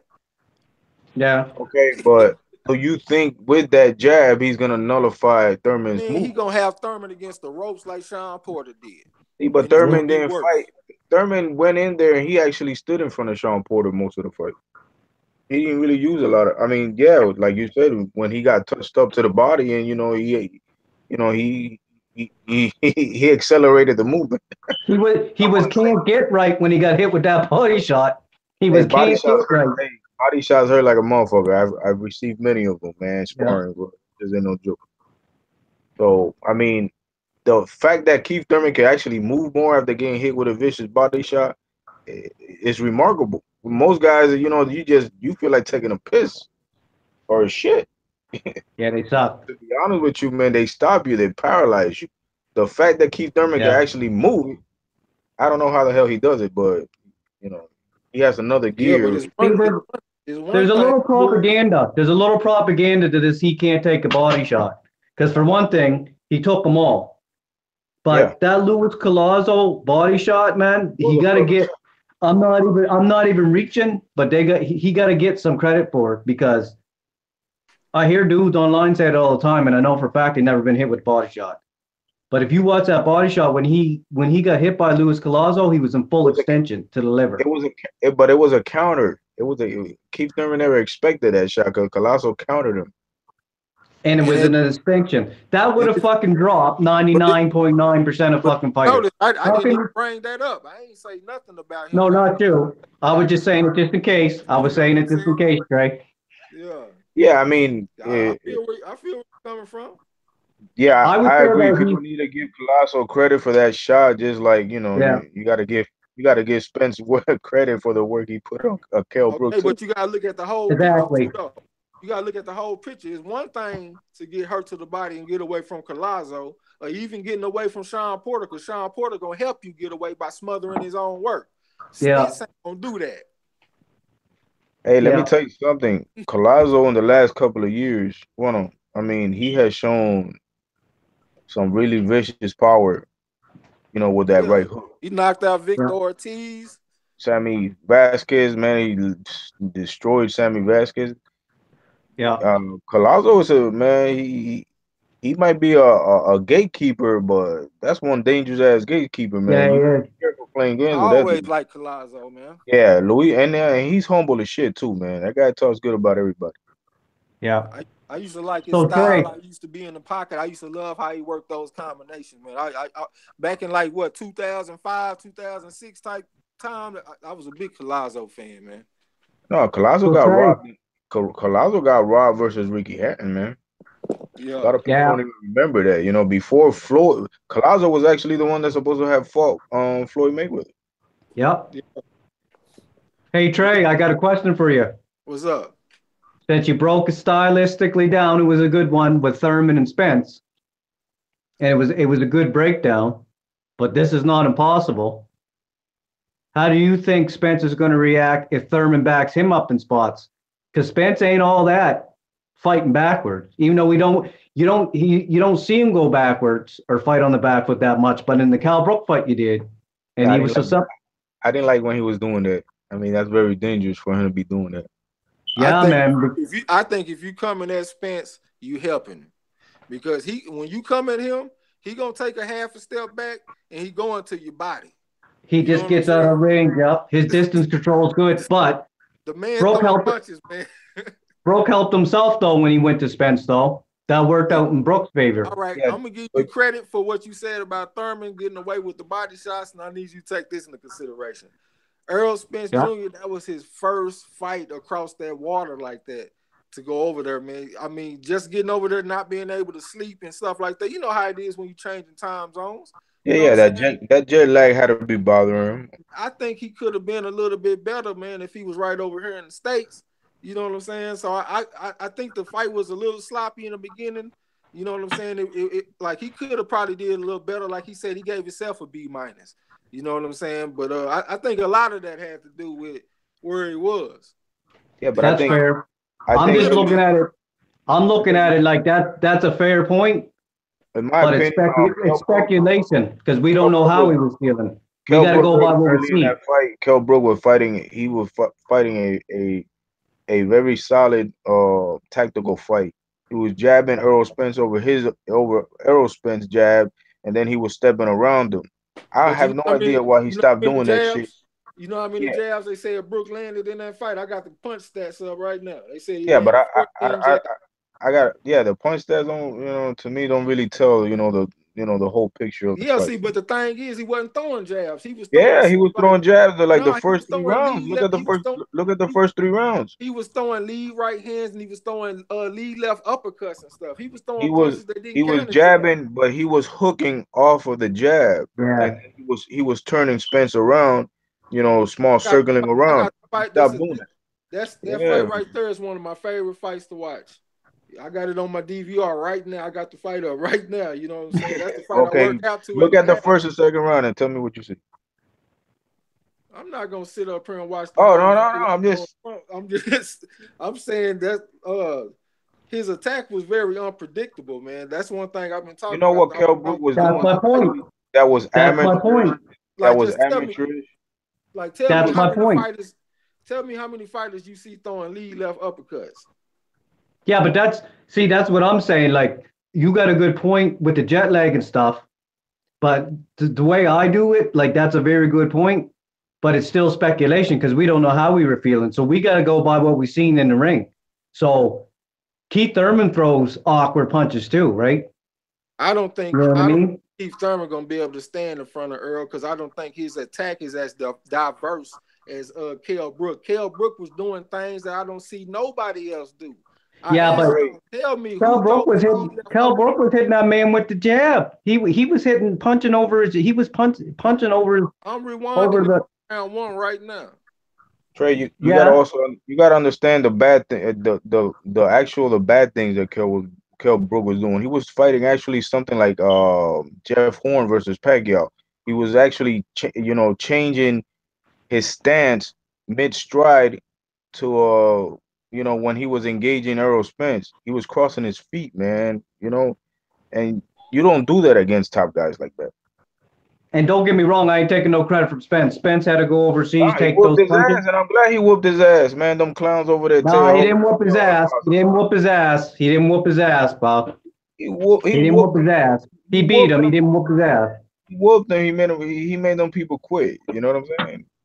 Errol Spence lost more rounds in that fight than he did Oh any yeah, other fight he ever had. okay, yeah. He was He's getting out supposed to. boxed, but That's the best fighter he ever fought. Why wouldn't he? Well, that can't be his best performance then, though. Why does it That's have his to best be? win, it right? can be his best That's performance the because he best fighter he showed ever fought. he showed Yeah, best resilience. win. He showed resilience. In my opinion, he actually pulled a fight, Yeah, out of the clutches of defeat. Because if Kell Brook would have, kept boxing, he could have actually, he had a good chance of actually winning the decision. yeah, I saw Kell Brook winning at least five of the 6 rounds, first 6 rounds. yeah. But I mean, I'm not taking nothing away from Spence. Like I said, he had to fly overseas. He was coming off almost a year layoff himself, and he had to go through those punches. So no, I ain't taking no credit away from him. It came late, but he pummeled him at the end, man. He was battering the dude, man. It was just Yeah. it was gonna actually end up in a real Even vicious, the brutal times knockout. y'all talking about Kell Brook was winning, I'm sitting up here looking at Spence hitting this dude with this jab repeatedly. Well, you got to watch Brook too, though, Trey. Yeah, I mean, I'm looking at both of them. I see. I say yeah. Brook threw more jabs than what I was expecting to The be seeing the from him. video was But convenient, he not conveniently landing them. edited where Errol Spence looked like he's shadowboxing. Yeah. Uh, But you can get in on that burpee bet too, though, brother. If you think Keith Thurman gonna beat Earl Spence. no, man. Shoot. I believe I believe that Keith Thurman he has enough tricks, what I mean, to possibly put it off. I don't give to me that's a 50-50 fight. Yeah. And I think Keith Thurman's power could actually be the difference. It's Keith Thurman's, headshots versus Earl Spence multi facet. Exactly. You want to say body shots, but then you thought about Yeah, yeah, well, it. because he That does go motherfucker hits well everywhere, up don't it? top and upstairs. But the thing is that Thurman, all he has to do is hit you twice, man, and your night could be When over. the last time that happened, Sanctus? Oh, well, I know, right? Hey Trey, I bet you an extra five. I bet you an extra burpee for each jab Thurman lands, but you won't see them. hey, you know what? He should have had stopped Robert Guerrero, because when he dropped Robert Guerrero, you look at the time clock, he had like 14, 15 seconds to get up. Yeah, but you want to talk about adversity? Keith I give him Thurman had credit. a Keith Thurman had a hematoma the size. I This is give what him Keith Thurman's credit, head looked Ty. like. No, man, I give him Yeah, credit, yeah. man. I mean, This is what Keith Thurman's head looked like in the fight. Can you see me? That's Yeah, what it looked like in the fight from round 4 on. yeah, I give him credit for that. He tough, man. but you That know was a what? tough performance. You know what I I'm like saying? I like I like what Trey is saying, because Yeah. if Earl Spence could actually cut and put Keith Thurman, cut off the ring, and put Keith Thurman, I want to see, man, how Keith Thurman. I saw Keith Thurman, man, when Sean Porter, man, he dug in deep, and man, he fought out that corner ferociously, man. Felt like Sean Porter beat him. Nah, nah, I, nah, nah, nah, nah, nah. Oh, no, man, hell no. all right, put it like Yeah, this. that's the thing. All right, listen. Let me speak my I little piece can't. real quick. Let me speak my little That piece real fight, quick.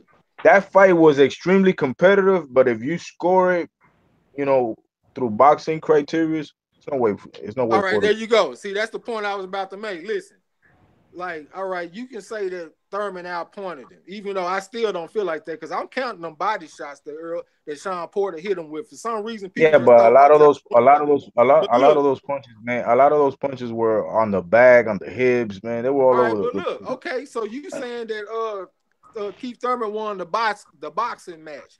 because Clean up. No, but he no, hurt. hold He on, hurt him listen, too. damn, let me make my point real quick. So you Go saying ahead. Go ahead. Go ahead. Keith Thurman won the boxing match because he landed the cleaner shots and stuff, and he landed the scoring blows. But I'm saying Sean Porter at least won the fight because all right, if I hit you with an If it was a street fight, Sean Porter won the fight. you know what I'm If saying? it was a If I hit boxing you with match, an elbow, if I hit a you with an Right. professional elbow, it box, don't count, a but it professional still hurt. boxing match was won by Keith Thurman.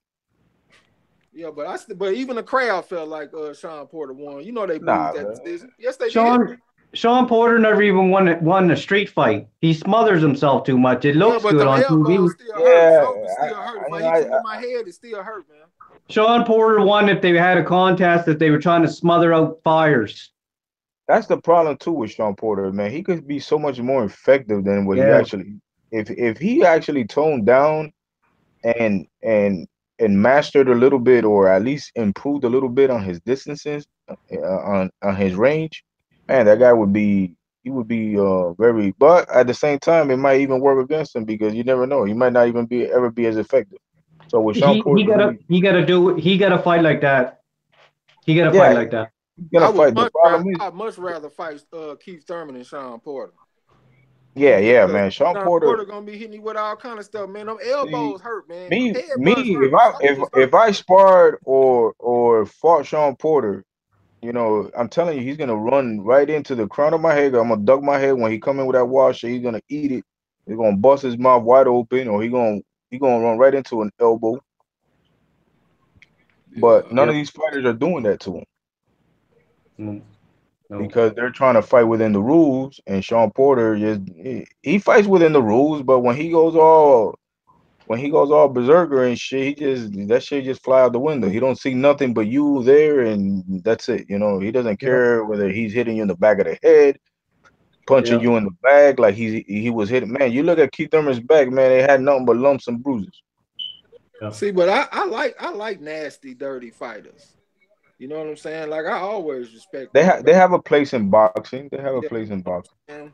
I mean, But the problem with Sean Porter is his demeanor doesn't go with that style. Because if he actually had the demeanor of Adrian Broner, he would be more successful. He'd be making more money. Yeah. See, I look at it like this, Trey. Like to break it down stylistically. Now these are ifs, saying if they go this way.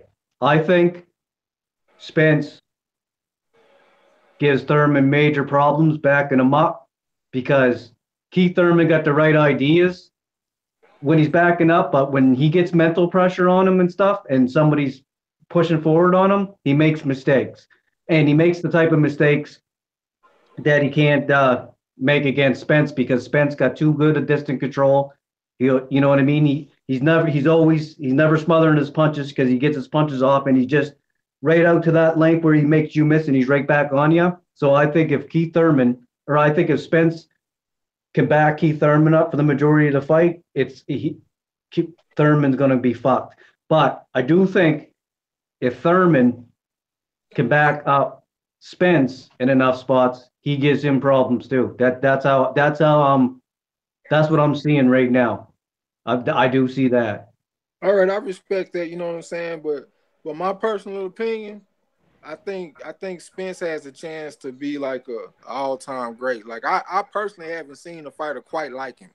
So I'm thinking right now, I don't think everybody really knows exactly how good he is. I'm projecting going forward. I think that Spence is going to prove to be a little better than what people think he is. I agree with that. He could lose the Keith Thurman fight and still do what you're saying he's doing. He still But could. if he what I think he is, he gonna whoop Keith Thurman ass. But if he Well, don't, he if ain't he whooping. lose, There's no whooping. I ain't making no excuses. I'm gonna do my burpees, and I'm gonna That give fight's Keith Thurman his competitive. credit. That fight's competitive. It's you got to give Keith Thurman credit for his ring IQ as well. I mean, See, that's another thing. See, people see him moving around and they equate that with ring IQ. I don't look at it no, no, like no, that. no, no, no, It no. is. It is ring IQ because it's just not fundamentally sound all the time, but the right idea is there. You know what I Yeah, I mean? mean, I don't think just because you move, you automatically smart in the fight. That's just my opinion. No, you got to move with purpose. You got to move with No, purpose. You Yeah, got to have yeah. That's purpose. what I'm saying. You got everything if got to move you, with purpose. I'll tell you one thing. A fighter that doesn't know when to move has no ring IQ. So Yeah, that's Exactly. true. Thurman knows how to move when it's necessary for him. I Yup. mean, does he do it, like Floyd, Lara, Rigo, Yep. Loma? No. But he does it at the time that is most convenient for him, so he doesn't take, necessary punishment. And you have to have the ring IQ to not allow yourself to get caught into trades with opponents that could actually potentially knock your ass out Oh when yeah, it I favors respect. them. Yeah, I respect The that. idea is there. The idea is there. And then Yeah, he the just doesn't. He just fundamentals looks ain't a right. little bit. He just looks a little bit aki doing this shit. It's I'll give not you a, an analogy, Trey. It'd be like if you were sitting here in front of me and you want to hit me in the body, fundamentally, I might tuck that and block it. That's fundamentally how I do it, but I still have the right idea. If you're going to hit me in the body and I just jump out of this chair and take off, it's the right idea. It's just that wouldn't be the fundamental way to do it, but I Yeah. still got the right idea to get the fuck away from that body shot. Oh yeah, I respect that. Yeah.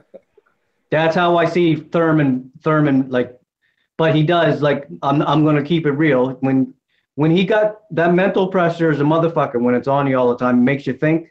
You know what I Yeah. mean? Now, that's how a lot of guys gas. And when he does that, and when he gets pressure on him, that's when he's a little bit vulnerable. Like when I see him with fighting Sean Porter, and you're up against the ropes, and you're not even in a high guard. I don't know what kind of guard it is. It's a top guard, and you're just ducked like this, and your you head's got fucking down like just that. can you But get Hey, like can what I you you want guys said, me to but do? What you want me to do, can Ty? y'all imagine if can y'all imagine can y'all imagine if Keith Thurman didn't have mobility? He doesn't he have was a fucked. great jab. He has, what I'm saying, a underused jab. Yeah. He doesn't have, the ideal guard. I mean, for his style. And man, the guy wouldn't even be a top 10 right now. He'd be getting his ass whooped all over the place. The And his the jab, mobility frustrates opponents. yeah, I he think has a good jab. Keith Thurman has a good jab. Yeah, I'm gonna his see. He I'm just gonna underused. look up. I'm doesn't. gonna look up the Diego Chavez fight. I'm gonna see what's up. You know what I'm saying? He I just he can't don't be he don't wrong. utilize it enough. It's what's a good comparison to that is Spence's head movement. Spence can move his head and got good head movement. It's not consistent enough with it. Okay, but look, Spence keeps his hands up good, man. In a high guard I that you're don't gonna see. punch around. He Yeah, go but he uses his legs too, though. He ain't just quite right in front of you, man. The dude does a lot of little subtle things. You know what I'm saying? yeah, Like yeah. tell me when you seen him get hit twice in a row. Cal Brock. No, I did not see him get hit twice in a row down time in that fight, man. You give me you, all right, man. We Thought. gonna see, man. I ain't gonna push it too hard. You know what I'm saying? I'm just saying what I see, but we gonna see though. I know I got a good dog in this fight. I Oh, you do. You do. if I see any vulnerability and really in Errol Spence, there's actually two things that I think he should work on. Is stop, backing up in a straight line. Straight line, yo. He needs to stop that because even if he hasn't gotten dropped or gotten hurt for it, the right fighter is gonna come along and he's gonna expose that. If you I look don't at think nobody at welterweight gonna do that. It'll be when he move up and weight or if something. you These look dudes, at how Roy Jones was knocked out by Tarver, that's exactly what Roy did. He leaned back and started to step backwards in a straight Yup. line, and that's a clip. You also And look at Tyler, what's his name? He did Marco Huck versus Glowatsky, whatever. What did he do? He backed in a straight line, and the dude caught him backing up. He followed him. That's what you're taught. You're taught, to follow the guy when he's backing in a straight line and throw yep, something at him. because he's I'm vulnerable not saying he the and perfect squared fighter. up and squared up. I ain't saying he the perfect fighter, but I think No, he no, has no, enough no. advantages over Thurman to beat him. Cause I know he got better stamina than Thurman. This dude here fight every minute of every round, man. He ain't taking time off like Thurman. We gonna see though. Well, it Yeah. takes time. It takes stamina to move all over that We damn might ring. see anyway if Thurman get in the ring and fight. And He we said he haven't need. seen Trey, we haven't seen fucking Spence fight on his toes yet either. And you don't know if he's not gonna have to. I'm not saying he That's can't. I'm true. saying we haven't seen it. I don't see Spence fight on his toes that much. Now Not on the toe. we haven't Not really perfect. I ain't saying he the perfect fighter. seen Spence hurt, since his fight with Emmanuel Lorte. Now, what would happen if Spence was hurt by Keith Thurman in a similar fashion? Thurman's a hell of a finisher, man. When he wants to actually commit to it. Mm. Who the last So dude he finished? I mean, that to me, that's a toss-up fight, man. I really don't favor one guy over the other. Hello, let me call you back. I'll call you When the last time Thurman finished somebody? back. He go right back to it. I'm I just asking a question, brother. Yeah, He but finishing's not all what finished it's about. Collazo, man. He finished Collazo, beat him, man. He beat him into submission. There's more to power than finishing because you can get different results from different power, right? Or you can get different results from power.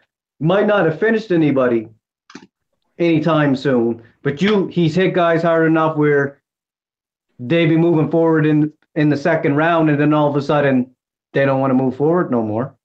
You know what I Well, mean? You can get different results from power. You know what I mean? Yeah. he did to Collazo the same thing that Spence did to Kell Brook. It was competitive, but guess what? One guy's power and one guy's resilience, just broke the other man down. Yeah. I'm Different gonna results for power. get out Keith, man, because I don't want to make it seem like I just think he trash. You know what I'm saying? 'Cause that No, ain't it's what just I think he a I good could fighter. understand why people, already, I can understand. Man, Keith's doing a lot of he's doing a disservice to himself, just being dismissive of, you know, the welterweight division. Dismiss Terrence Crawford. Oh, he got to get some. He needs to do something and with the welterweight division. Well, guess what? You wanted Danny Garcia, and the man ain't never fought a goddamn fight in the welterweight division. That's a fair point, man, because I was just going to rebuttal you till you said that. I was going to say Crawford does like everybody else. You know what I mean? Yeah, But when you said that, but when you and to said be that, honest with you, even Spence was kind of talking sideways on Buck Crawford, talking about that he needs Jeff Horn first for that title. You I got to agree keep with things. Spence, though, or I agree with Spence, though, and I like Crawford. Why does he? As a matter of fact, Errol Spence also wanted to fight Danny Garcia. Well, then there you go. You know, Retract, rewind the so you tape. can't you can't say some guy he's not proven in the welterweight division. You can't pick and choose. You Yeah, got to be no, consistent. You got to call it down the middle. I didn't. Now You know I'm not what? talking That's a good about you. point. I'm talking about the fighters themselves. You know what I'm saying? If That's you a could good point. I ask for didn't know that. they could ask for Danny Garcia just because he's the money man or whatever, going up in the weight class. Everybody wanted to fight him. Yeah. Since you're not gonna give maybe that same type of money by Crawford, and he doesn't look as sweet as Danny. You know what I'm saying? Now, guys, you know what I'm saying? They got to throw their 2 cents in, but No, that's a good point. I didn't realize he said that about Garcia. yeah, And no, he I wanted to was going fight to rebuttal Garcia. you. I was He going to wanted rebuttal you on Thurman, but no, that's a good point. If you're going to, to say you want Garcia, a 140 pounder moving up, yeah, and you're not telling him he got to do anything, then yeah, man. how the fuck can you say it to Spence? So You really shouldn't have said it to Garcia, no, I but you mean, do. even Keith Thurman was, he was really on it. I welcome him to the welterweight division. Why you don't Yeah. want to? Why you don't want to welcome fucking Buck Crawford to the welterweight division with the same vigor? You know what I'm saying? Come on, keep it 100, Keith. And I No, fuck. that's a good point. I will say this though: if Keith Thurman going there and whoop Earl ass, I'ma still be happy because I got to see the fight, man. You know what I'm Oh saying? man, that's a Yeah. hell of a fight, man. We want to see that, but I mean, whatever. Keith Thurman, he's on some other shit. What? Yeah, I just want to see the fights. I want to see Crawford get in there and mix it up with all of them. Hell, I'm I with Yeah, Trey. I I'm with think Trey. Crawford. I think Crawford right there, in my opinion, cements his legendary status by yeah, conquering that welterweight division. yeah. If he Yeah. do that, man, cause I can't see it happen to me personally. But if he do, man, like you got to put I him in think the books. I think he surpasses Floyd Mayweather. Who? Doing Terrence Crawford if he becomes undisputed Oh, at welterweight. oh, Yeah, well, he can look. Fanon made a good point when he said he can look him in the face because Terrence Crawford's coming up as undisputed. Mayweather didn't do that. He could look at him and say, "This, I'm a body of work guy." He can take his body of work and he can look fucking Mayweather right in the face with it and say, "Don't ever say nothing about me." He could do that. Terrence Crawford. That's Terrence Crawford's right on the cups for that. Yeah, I think. yeah. Well, Terrence Crawford he'll become TB Bud or something. I don't know He'll what you want to call it. be on the Andre Ward level or something, you know. Man, you know what it is to become undisputed in two different weight classes, man. Shit, That's what I'm saying. the last It's hard to put somebody above that, man. I can't even think of no shit like that. Who the last person to do that? Not Oh, Mayweather. nah, Ford didn't do that. Oh, you said not Mayweather, right? Undisputed. I think it was Ray Robinson, man. Well, I mean, but there was only one title back then to Yeah. become Yeah, undisputed because yeah. Ray Robinson at middleweight, and then there was no junior anything, any junior classes weight classes back then. You So got Henry. he did at welterweight, and he was the undisputed champion at middleweight. He was the champion at welterweight. Yeah, Ray Robinson. Yeah, yeah. It seemed like I had saw something where I saw that he wasn't a champion, but I feel you though. Oh, Armstrong. What Armstrong Ray was the Robinson was like the undisputed middleweight, welterweight champion. Oof, for the longest. Fought Kate Gavilan, fought a bunch of people. but you know Yeah. his fights at welterweight ain't recorded and stuff. You know what I'm saying? So like we Oh don't yeah, get a chance yeah, yeah. to see that. We And just get the chance to to see him at middleweight. So that's where you know what I'm saying we most know him from. Unless you just if like a you diehard historian, and I can't say I am. I know a little something, but I ain't I as if you good as do a a lot of people. Sanctus if you is, do man. huh? Sanctus knows Sanctus if is you Sanctus is if you encyclopedia, man. if you Yeah. do a little bit of research on Sugar Ray Robinson, and then you look at where some of his opponents ended up, he has like about 11 or 12 Hall of Fame opponents. Oh yeah, no doubt. He almost No, the light heavyweight championship from Joey Maxim and stuff. You know what I'm saying? So Floyd Mayweather has maybe about he has like about 7 or 8 guys that are Hall of Famers or will be Hall of Famers, at some point. But he doesn't have the amount of Hall of Famers on his resume that Sugar Ray Robinson has. No, yeah. yeah, But I mean, to surpass Sugar Ray Robinson, man, I don't see. I haven't seen any modern day boxer do that. Not even Ali. No. yeah. But But I still feel like Ali had the biggest dick moment off in boxing history when he beat George Foreman. I can't say that Sugar Ray Robinson got a win on his record that matches that. with Maybe if George he would have Foreman, beat Joey Maxim, that might have surpassed it getting the light heavyweight championship. But who on this record is well, better than George Foreman win? if you Undefeated. go on by what the writers that were present there, they actually had Sugar Ray Robinson winning that fight at light heavyweight Oh yeah, but he before had to quit on before he yeah right. before he got weak with exhaustion and just fucking and quit. They both quit, but he quit first. Yeah, It was like 115 degrees outside that day or yeah, something like that. It was ridiculous, and he just couldn't do it anymore. I But saw that they documentary. actually had him winning the fight. The Yeah, I right saw the documentary, but he didn't leave with a W though. I'm saying, no, he with the In belt, but 115-degree weather. it was no, like but a I'm hundred just and saying, some shit, man. And I was like, nigga, I wouldn't even been fighting. yeah, You better put some freaking come up with like one of those freaking outdoor freaking ventilators or some crazy shit. you know what Yeah. I've been noticing though, because like I like to go back and look at the earlier fights and stuff, and like I said, I hate that they don't have Sugar Ray Robinson's early fights on there. But like when I look at Ali when he was younger, and I look at the fights that they do have with Sugar Ray Robinson, they got hit a lot more than I thought they did. You know what I'm saying? Like those guys took some punches, man, and it's not no surprise that they died in the position that they was in. You know, both of them was messed up. Yeah, but Uh, they were fighting a men- lot, man. I mean, compare the activity of those fighters in that era, man, just it's mind-boggling, bro. No modern day boxers that active. Not even the most active. They were remember when they do like, oh, Golovkin is fighting 4 times a year. They made that Yeah, shit like it was like some brand new shit of boxing. I was yeah. like, Sugar Ray okay, Robinson fought 4 times in 4 weeks when he went to the UK or Great Britain or whatever on that vacation when he lost his what title. Them dudes was fighting all the time, but they took a lot of punches too, man. if you look, yeah, if you go back and you look at the fight with Elmo Griffith and Benny Kid Barrett, whatever his name. Uh, Benny had fought like the previous week. Took a Yeah, it was a hard fight. Took a beating in that fight. Then fought Mo Griffith, and then he got killed. After that fight, he died. yeah, Yeah.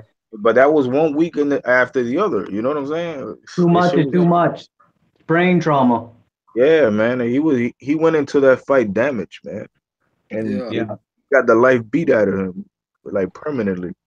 So I mean, we want more activity out of these fighters, but we got to also understand, that they are, the ones risking a whole lot.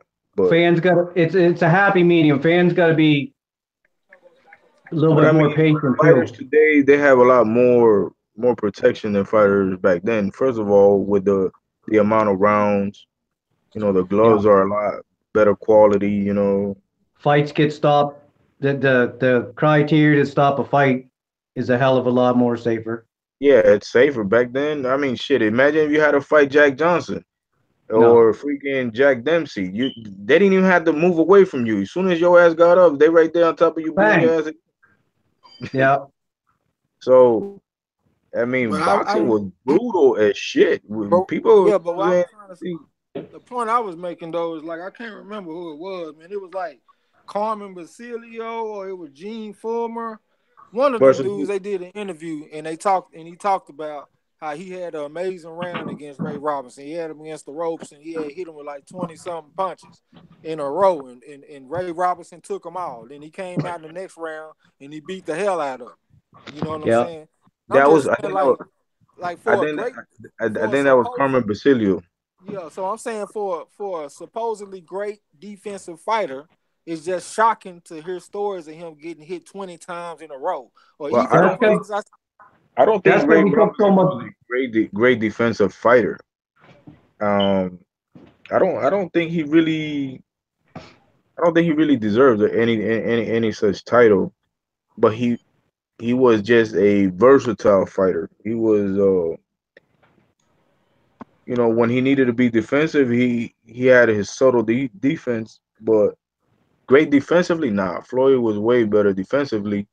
But then again, Ray Robinson just if he hit you, man, he's gonna knock your ass out. He was way more brutal than Floyd. yeah, he put more hurt on guys. You ever Man, see Robinson's fucking leaping left hook? And yes, he was doing it back then. That shit Robinson was nasty. actually killed the dude in the ring, man. He Yeah. dreamt that he was gonna kill the guy, Yeah, whooped his ass, the dude yeah, died, his name was and then Doyle. they tried to charge the guy with like freaking what they call it, premeditated murder. Damn, Yeah. Yeah, what was telling it? you when the boys after you, they after you, man. We want that money, Ray. Yeah. That is crazy though. You have a dream. That was Jimmy Doyle. You have a Yeah, Jimmy dream Dole. that you knock a motherfucker out. You know what I'm saying? And it actually happened. Like who in the hell does that? You know what I'm I saying? would I would at least talk to the dude and be like, hey Jimmy, I had a dream that I killed you, bro. You might want He to back warned out. them. He He warned told them. him. He Hey, you told might. them. He said, "I'm going." He said, "I don't want to." He didn't want to get the ring with him. You know how they had that cool ass way of talking back in the days. Come here, Yeah. Jimmy. Had a dream I was gonna kill Yeah. you. Come You here. You might want. see? I You don't might want to want get to in the catch. ring with him. You see? Would you allow me to pay for your cab? I would Jimmy ever like, hell yeah, man. What's up, nigga? I'm out of his motherfucker. You say what? You say what? Yeah, that I died? Oh hell no. You gotta tell me twice. I'm up out of here. Yeah. That shit's crazy, But the man. crazy part was, I mean, that's happened in boxing. It was nothing new then. You know, it happened way before that. But the fact is that the government or the state or I forget what they wanted to press charges on this man, bro, thinking that just because he said he dreamt it, that it was a premeditated murder. Yeah. The rules got like on that shit got better, but they still ain't great. Because I'll give you an example. Tell me how this logic works. Andre Ward wanted to fight what the fuck what's his name? Murdoch or whatever it was. And Andre Ward. they wouldn't sanction the fight Oh because yeah. they said Oh it yeah, was a yeah. mismatch. You talking about that Australian dude? Yeah. They wouldn't sanction the fight because they deemed it a mismatch. So that was a boxer that was in Ward's weight class, and they said no. But then you turn around and They Khan sanctioned gets sanctioned to fight a guy exactly. up two weight classes up, and Brooke gets sanctioned to fight a guy two weight classes up, and Conor motherfucking McGregor gets sanctioned to fight a guy 50 and up. And So how Vegas. does that work? Murdoch wasn't allowed to fight Ward. Murdoch Well, wasn't allowed to fight Ward, Brooke, Yeah. but they're allowed to do that. hey, but So it ain't. Brooke was in England though. I mean, so they have, you know, their own disparities and their own ways of thinking over there. So, Money. but Vegas, the hypocrisy in Vegas is on another level Yeah. because how the hell do you sanction um Conor McGregor in a title fight versus Floyd Mayweather? Not a title fight, I mean in a fight, in a prize fight. It was a title fight. They made some stupid ass belt, the fucking Yeah, I'm gold pretty sure. belt Yeah, or some something. man came out with one of those WC retarded belts. He keep coming. The first ever boxing match is a 12-round fight. Well, because yeah, that's what I told people. I said, you think a guy could just become a 12-round fighter over fucking night? There's a reason why amateurs work their way up and then they turn pro and then they have 4 rounds, 8 rounds, and 12 rounds. There's a reason for that. And it ain't just conditioning. It's knowing what to do in there around in the 12 rounds, knowing the nuances, knowing when to take a break. There's no fucking way if you never did that, you're just gonna become a 12-round fighter. Like that reason alone is enough to say that a Well, motherfucker couldn't win. it's been done. It's been done before. I mean, it's not a new concept. It's not. It's rare, but it's been done before. I mean, there's only been, I believe, it's only been done successfully one time, and that's the guy that actually has the. Well, I don't know if that was his first fight. That might have been his second fight. Yeah, that And was he his second. probably got an amateur background. Yeah, probably. I mean, it's crazy. I'm just it's like I'm so fucking fed up with Vegas and their bullshit, man. I mean, somebody needs to fucking like do a documentary on these clowns over there, man. Yeah. Because what is it? What is it? What do you have against Andre Ward, man? I mean, could it be that Andre Ward doesn't like fighting in Vegas and they can't make no money off of him? Is that what it is? Yeah, it's all motivated by money, as far as I'm concerned. That's what I think. It's more than personal, man. When you hurt in somebody's pocket, you know what I'm saying, or somebody feels that you ain't helping their pockets, you know, it's always gonna be personal. Yeah. But the Canelo versus freaking versus Khan sanctioning by Vegas, are you crazy, man? These guys And are. I can And think then of they a lot of crazy fights over the years, man. Like even to me, Danny Garcia and Rod Soka. Like, how could you not see that coming, man? He almost killed that dude. You remember back in the day when Arturo Gotti fought Joey Gamache? yeah, but yeah, that was crazy. He retired him. I think he retired of that fight. Joe Yeah, Gamache, you know? he actually ended up taking Gotti to court, and they sued him for $1 million because he gained so much weight. I don't know the laws and stuff, but he did take him to court for and sued him for $1 million, man. Joey Yeah, Gamache did. and Joey Gamache was nice. Yeah, but He was a nice little boxer, man. I wouldn't say he was a world beater, but man, he was a pretty good boxer. yeah. He wasn't no slouch. But Remember being a youngster thinking that Yeah, Gotti was gonna kill him though. For real, that's exactly Yeah, what happened. Gotti went postal, man, and what he hung himself or some crazy shit Yeah, in Yeah, Brazil. What? How do you kill yourself on vacation? well, it was by a purse. So they had his wife under an investigation, but Yeah, nothing else came out of it. I guess somebody told him you Gucci, but he took that shit serious. Oh, Literally, what the fuck? The fuck happened? Gucci means you're cool, dude. Don't mean you gotta kill yourself with a purse named Gucci. Hey, man, I don't know what to tell you about that that con sanctioning, man. That was like the stupidest thing ever. And the thing, oh, this is why I was gonna go back. At least Rod Selko was undefeated when he fought Danny Garcia, and he never been knocked out. You know what I'm saying?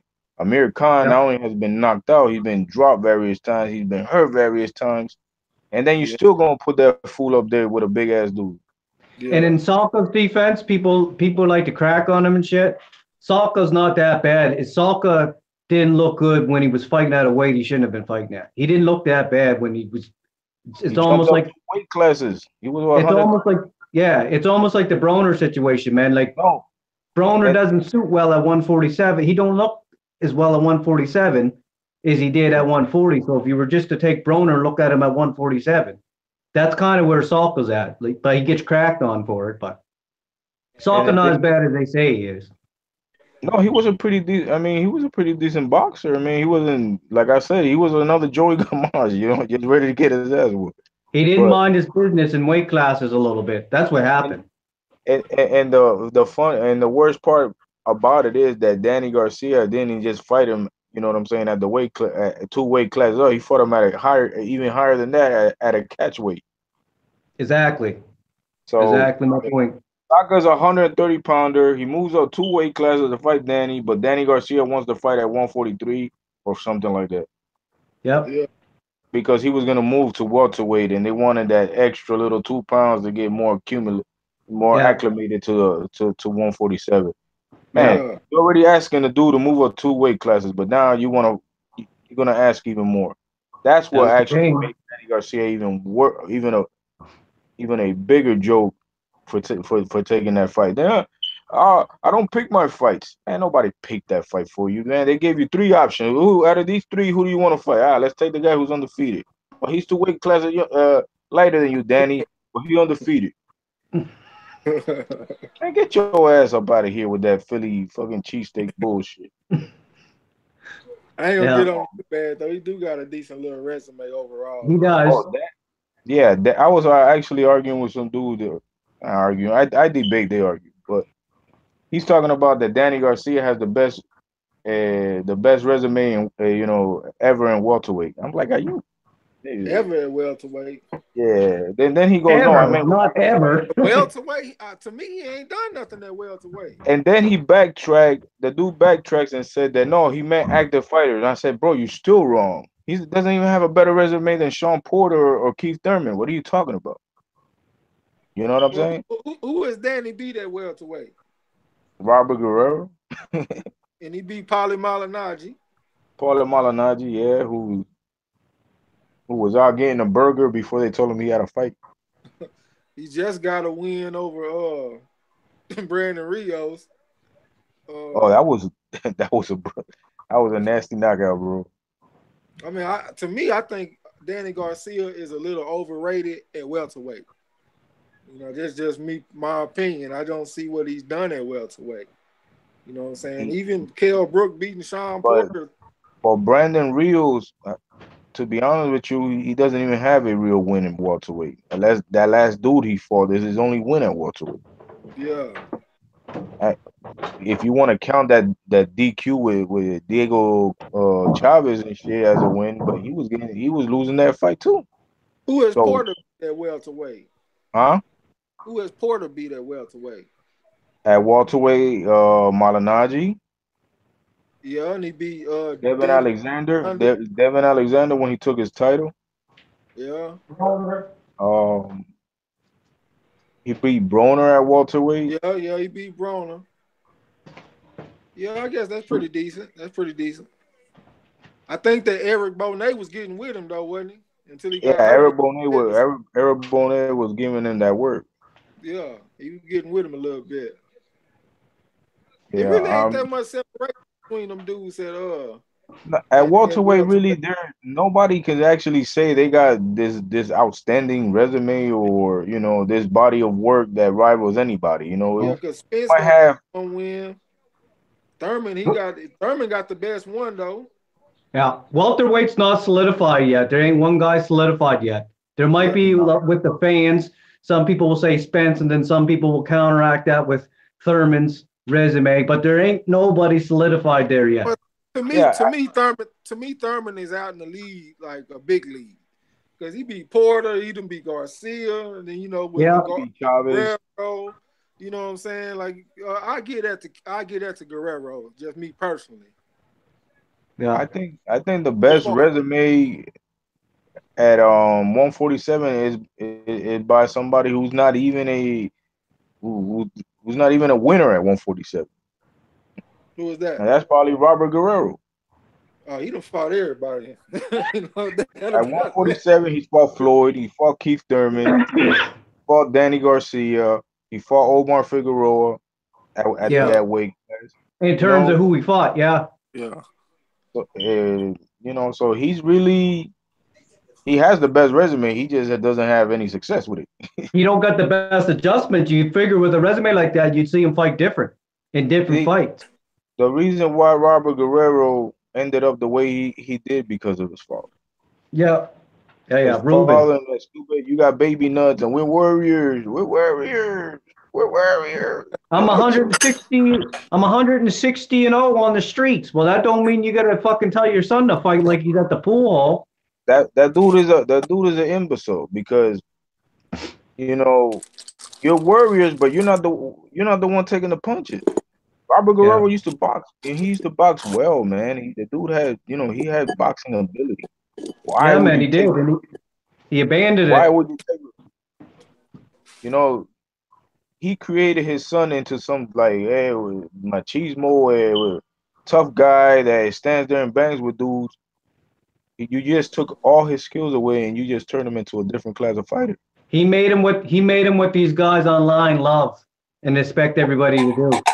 Don't get me wrong, Robert Guerrero made a whole lot more money fighting in that way, but he also took a whole lot of punishment. Brain Unnecessary. trauma ain't to be fucked with. Brain trauma's not to be fucked with, man. Oh no, absolutely, I agree, man. And boxing, they're gonna have to actually make some changes. I fuck with Guerrero though. I like this. I like his approach to the game. You know what I mean? I did too. Who did Well, Guerrero duck? Who did Guerrero Robert duck? Guerrero, Nobody. Yeah, nah, yeah. he didn't. I never seen him duck anybody. I mean, No. I His never best heard of. fight was against Berton. I Oh, but never really seen. I never really seen him slip anybody either. But he never ducked nobody. Berto's another dude on his resume, and then Seljank Aydin was also on his resume. He was undefeated when he fought Robert Guerrero. Yeah. Yeah, So I mean, out of all the welterweights, you know what I'm saying, in recent memory, he has the best resume. yeah. I Yeah. can't argue with that. No. No. But you can't just have the best resume, man. You gotta have some type of success with it.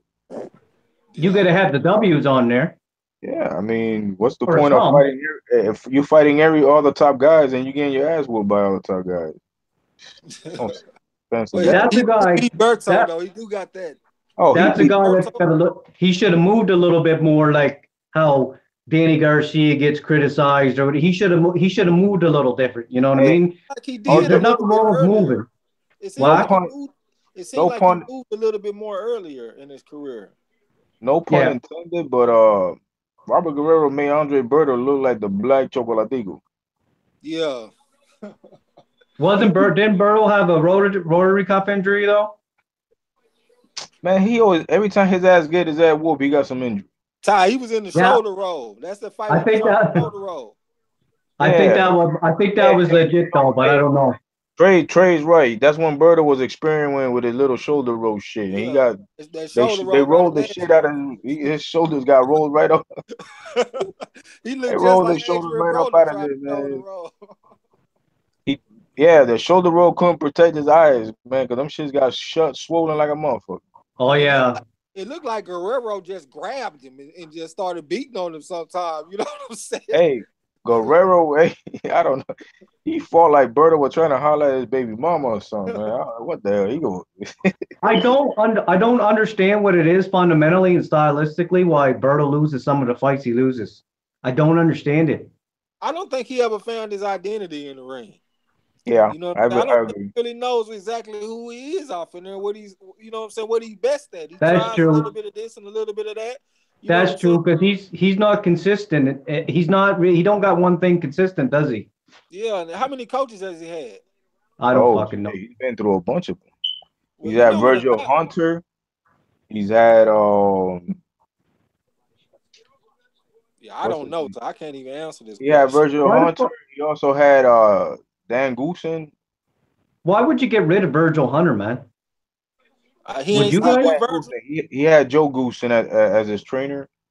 I Yeah. think Ricky Funes, I think might have Yeah. trained him. Then he had I thought he had a couple of trainers though, man. You know, normally when you see a guy changing trainers and changing styles, he kind of confused a little bit. Yeah, yeah. or I, they're blaming their Yeah, discipline or something that they can't do ability wise, yeah, and then scapegoating it with the fucking coach. yeah, Getting a new coach don't always fucking that ain't always going to fix your problems. yeah. but I agree.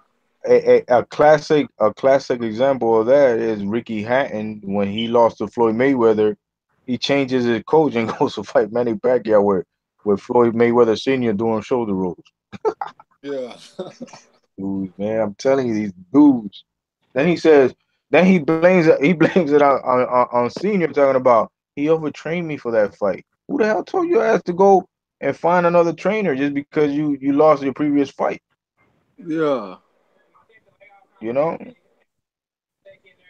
Yeah, What what? do y'all think the best trainer in the game is right now?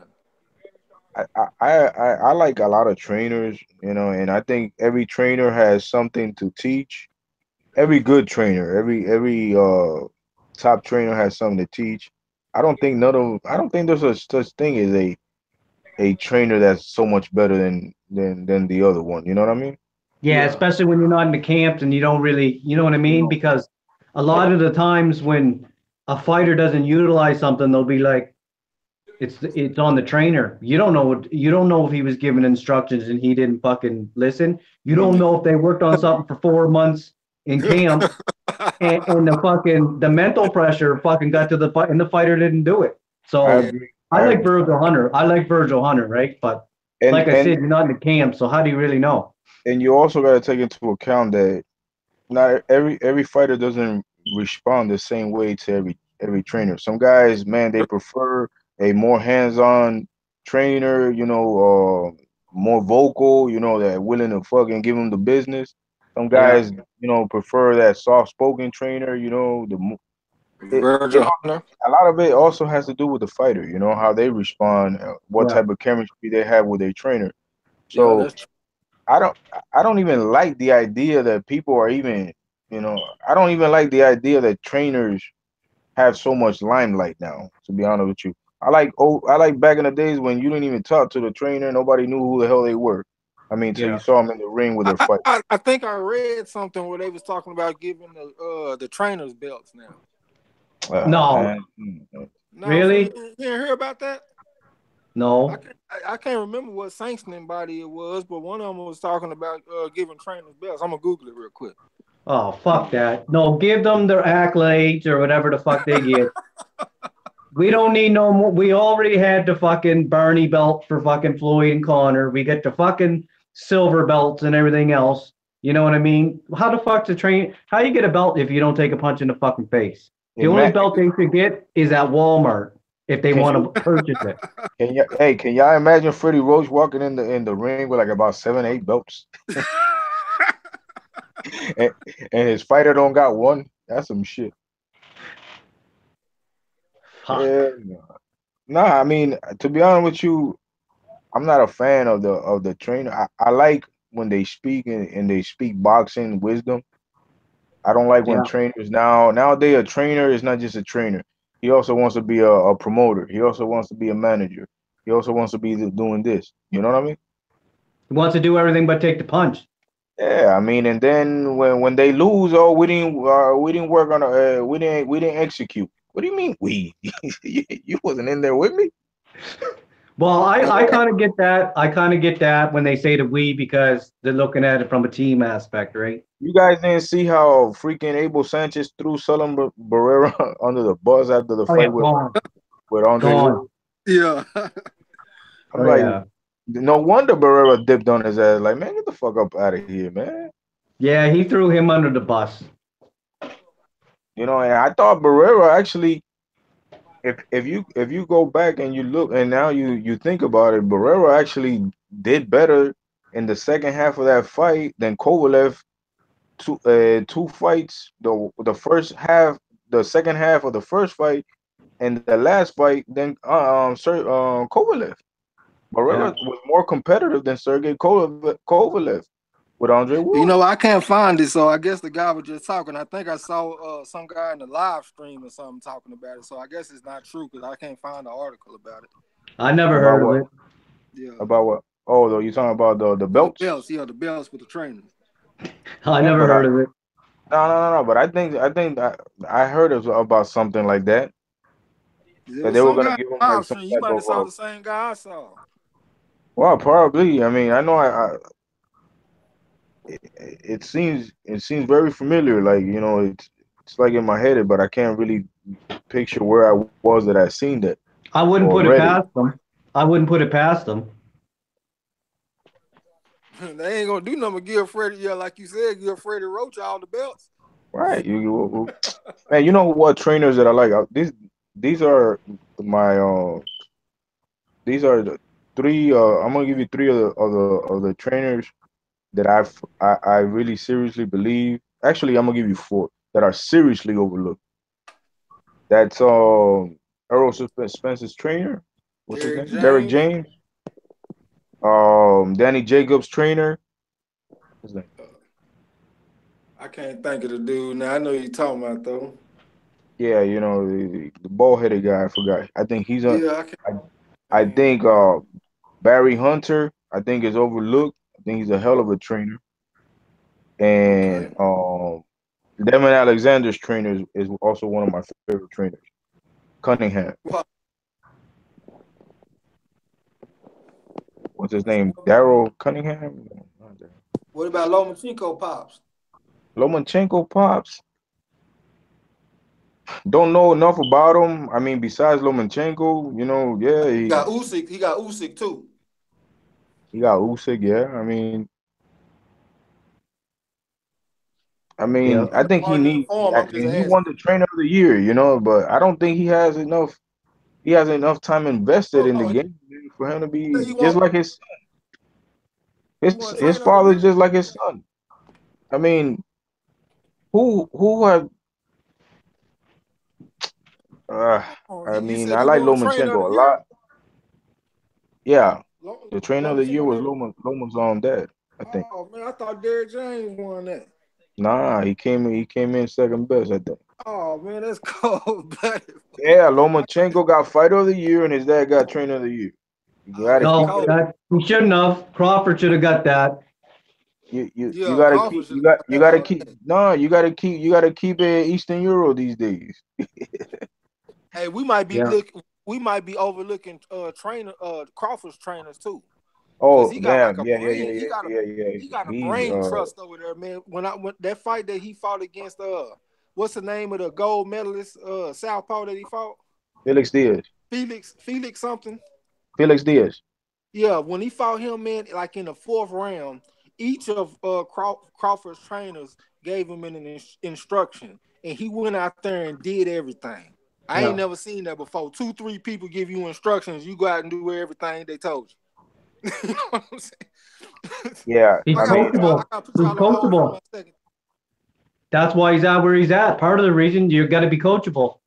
Look, it's yep. motherfuckers don't listen, don't get nowheres in any sport.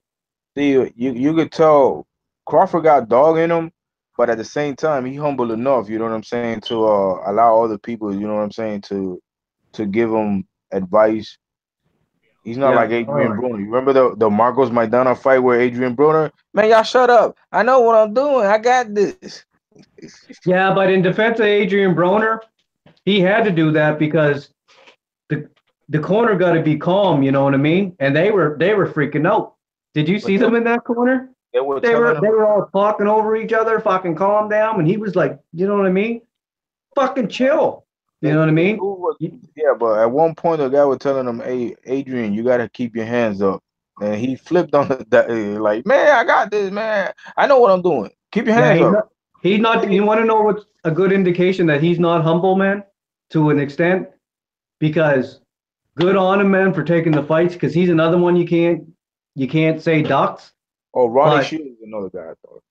but Broner don't got no like he don't have no get back mentality. Like, okay, I just came off a loss, you know what I But mean, or whatever. Let me get back in the mix. You'll just go yeah, jump at this guy, right? And you got that takes a little bit of humility to say, you know what, I got to go back, take this light touch. You know what I mean? He don't do that. So I don't hey, know if it's a lack of humility or if he just because dude will fight anybody, but it's that's probably a what combination of both. that's the that's what happens when you got a bunch of yes men, on your team. Yes, Adrian, whatever you want, Adrian. I'm gonna comb Yeah. your hair, Adrian. I'm gonna comb. What do you want? A fade? I'm gonna comb that too, Adrian. You want me to Like trim your beard? I'm gonna shampoo it for you, Adrian. It's these lame ass who people. was who was Broner's fight after Madonna? It wasn't Rick Strake to Porter, was it? Mm, I ain't even heard the question. What'd you say, bro? I had to go to the bathroom real quick. Who was who was the fight that Broner had after Marcus Magdana? Was he it fought. was it Porter? He fought on. He fought a Russian dude that Oh yeah, that Alec Verdiev. huh? Okay. I bet on that fight, so I remember that one. Yeah, Well then Adam Verdiv, the guy fought Jesse Vargas and got robbed. Yeah, yeah. okay, so that's a bad example, but to reiterate my point, he just come off a loss, a pretty good shellacking from Garcia, and he's right back at Figueroa. You know what I mean? Yeah. He don't move a certain way, or they don't move him a certain way, or whatever, right? Like it's cool because I mean he never leaves you lacking. We ain't never had a fucking bag Broner to fight somebody, but it's not good career wise. See, the I'm thing not is that saying cherry picking shit, but Broner, you got to move a certain way. Broner has to realize that these executives, they no longer, you know what I'm saying, see him as the guy that they felt that, might take over, the sport, with his bravado and his character, his little antics or whatever. He's so Yeah. good. So now they'll put Adrian Broner in whatever event that they can, just to see if his mouth will sell them some tickets and make them some money. Yeah, I think if they wanted to keep that persona going, they shouldn't have let him go to 47 so quick Yeah, because they they would have could kept have him. They would have kept him. You know what I'm saying? went in looking good. You know what I mean? Well, I mean, winning is never guaranteed, but at least they'll match him up with guys that give that give him the best chances of winning. Guys Exactly. with some name But for y'all him. remember, hold on, but y'all remember before he fought Madonna, he asked the fans to vote on who they wanted him to fight, and everybody voted for Marcus Madonna. Yeah. You know what I'm saying? So I felt like that was a major mistake, letting the fans dictate who you gonna fight. Cause See, we I'm gonna pick not a shitting ass whooping. on See, I'm but not the thing shitting is, on Broner. okay, go ahead, guys. I'm not shitting on Broner, but he would have been more marketable as, you know what I mean? Is he going to be this? Is he going to be that? If he didn't go to 47 so quick, or if he didn't go to 47 at all, in my opinion, because I actually like Broner in the ring, but when he went to 147, all that shit they were saying about him, all 147 did was show us who he is. It shows us it. You know what I mean? It shows us the extent of him. Now, going back to what Trey said about the poll. Now, who do you think, or how many people you think actually there were Broner fans that in that poll? See, because I wasn't a big Rona fan, and I voted for Madonna. A So you lot of make a good people, point. a lot of people on that poll. I'm just speculating. There's nothing factual here. Just my opinion. A lot of Yeah. people in that pool wanted to see Broner get his ass whooped. The best, they sure as hell weren't gonna, get some like feather fisted guy like Paulie Malignaggi to fight him. You know, I think he had already beat Malignaggi. right? Yeah. And but I'm saying they weren't gonna get somebody like Paulie Malignaggi to fight Adrian Broner. You know, No. at that I can't time. remember who the other person was, but we went in there and picked the ass whooping for him, and But that's what yeah, that was exactly that. That wasn't that was how I don't know how they say it in English. That was they were making a bed for Adrian Broner Lion. You know what I'm Yeah, saying? yeah, yeah. It was a setup, and this fool fell for it because Yeah. everybody that was voting weren't his fans. Hey B, we want you to beat Maidana. No, it was like, hey B, we want you to get fucked up. That's what we want. Go ahead and fight him. Yeah. Because in Broner's defense, if a lot of fighters went the route that he did and moved the way he did, they'd have L's too. Yep. See, what Broner got with Maidana was I mean, Broner wasn't actually the guy that a lot of people. I'm not saying people that didn't like Adrian Broner. I'm just saying they wanted Maidana to fight Floyd and not Floyd ass out. Since Yeah. Adrian Broner was part of that little that little clique back then, and he Yeah. fought and tried to act like Floyd. We can't get Floyd. We'll beat up with that little motherfucker. Yeah. You That's know. what, yeah, man. So That's a good Adrian Broner observation. he got a little bit of that residual hatred that Floyd, you know what I'm saying? Yeah. Floyd, that a lot of Floyd fans and shit wanted, since they couldn't get Maidana directly to fight Floyd. Well, beat up his little brother and see if the big brother come back. You know what I'm saying? Looking for a fight. Yeah. I don't even remember why I didn't even like Broner, man. I guess I just didn't like. I thought he was overrated. That's really what I didn't like about him. I didn't like. I didn't. I started like pushing away from Broner. At first, I did like him. I mean, but with that fight, after that fight with Ponce de Leon, where he coming out and acting like he just beat the best dude alive. He started acting all cocky and he lost that fight, in my opinion. Yeah, did you see that fight he had on Friday Night Fight? Well, versus who? He fought a Hispanic guy. I can't Oh yeah, remember. yeah. You talking about Elroy Perez, No, no, no, no. or you talking This about early. oh, okay, you talking about the Mexican Yeah, yeah. It was a Vicente Mexican, Escobedo. but probably so. But I Yeah, know he. he beat the shit out of Vicente Escobedo. Oh no, no. I'm still talking about another fight. Then you gonna have to check this one out if you ain't seen it. A lot of people felt like he lost the fight. Yeah, that was Ponce de But Leon. no, Was no. it? That's another fight they felt like he lost. This I'm Oh, talking about okay, another. another Hispanic. Damn, Looking it up now.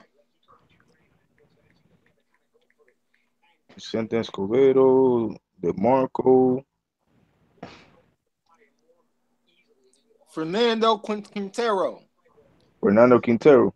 Yeah, I didn't. You know Bro- what? I never seen that fight. yeah. Broner That had a few fights that could have swang either way.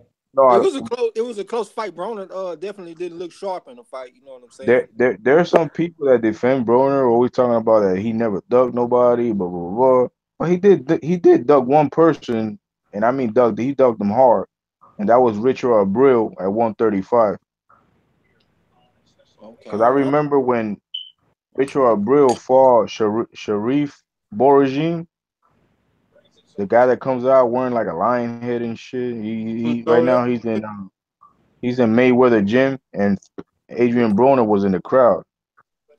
And after the fight, Richard Abril called him out. Hey, and that's when Adrian Broner was at lightweight and he had a title. Oh, This, is that dude from 135? Is he at 135? yeah, that was at 135. Richard Yeah, Abril. yeah. I know. I don't know the story. I don't really know like the backstory about that, but I know what dude Richard you're talking Abril about now. fought Brandon Rios, and he got mugged on the scorecards. That's the guy that he should have given Brandon Rios his first loss before he fought Manny Pacquiao. Okay. But Richard Abreu wanted to unify with Adrian Broner, so they asked him if he wanted to fight Richard Abreu because Abreu was calling him out. He goes, Man, these guys can't sell out my mama's basement. Remember when he said that? I'm gonna tell you something, man. Adrian Broner, he Aki, he Aki as fuck, but he be saying some funny shit sometimes though. Yeah, that's what If you don't everybody want like. to unify, you're ducking. I He can't didn't think of want any reason why he you didn't wouldn't want want to to unify. unify with Rich Rebel at 135, so he moved up in weight and he fought Paulie Malignaggi like right after. Okay.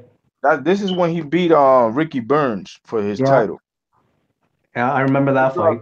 Richard Abreu had the WBA title, and Ricky Burns, I think, had the IBF that was the WBO that Adrian Broner took from him.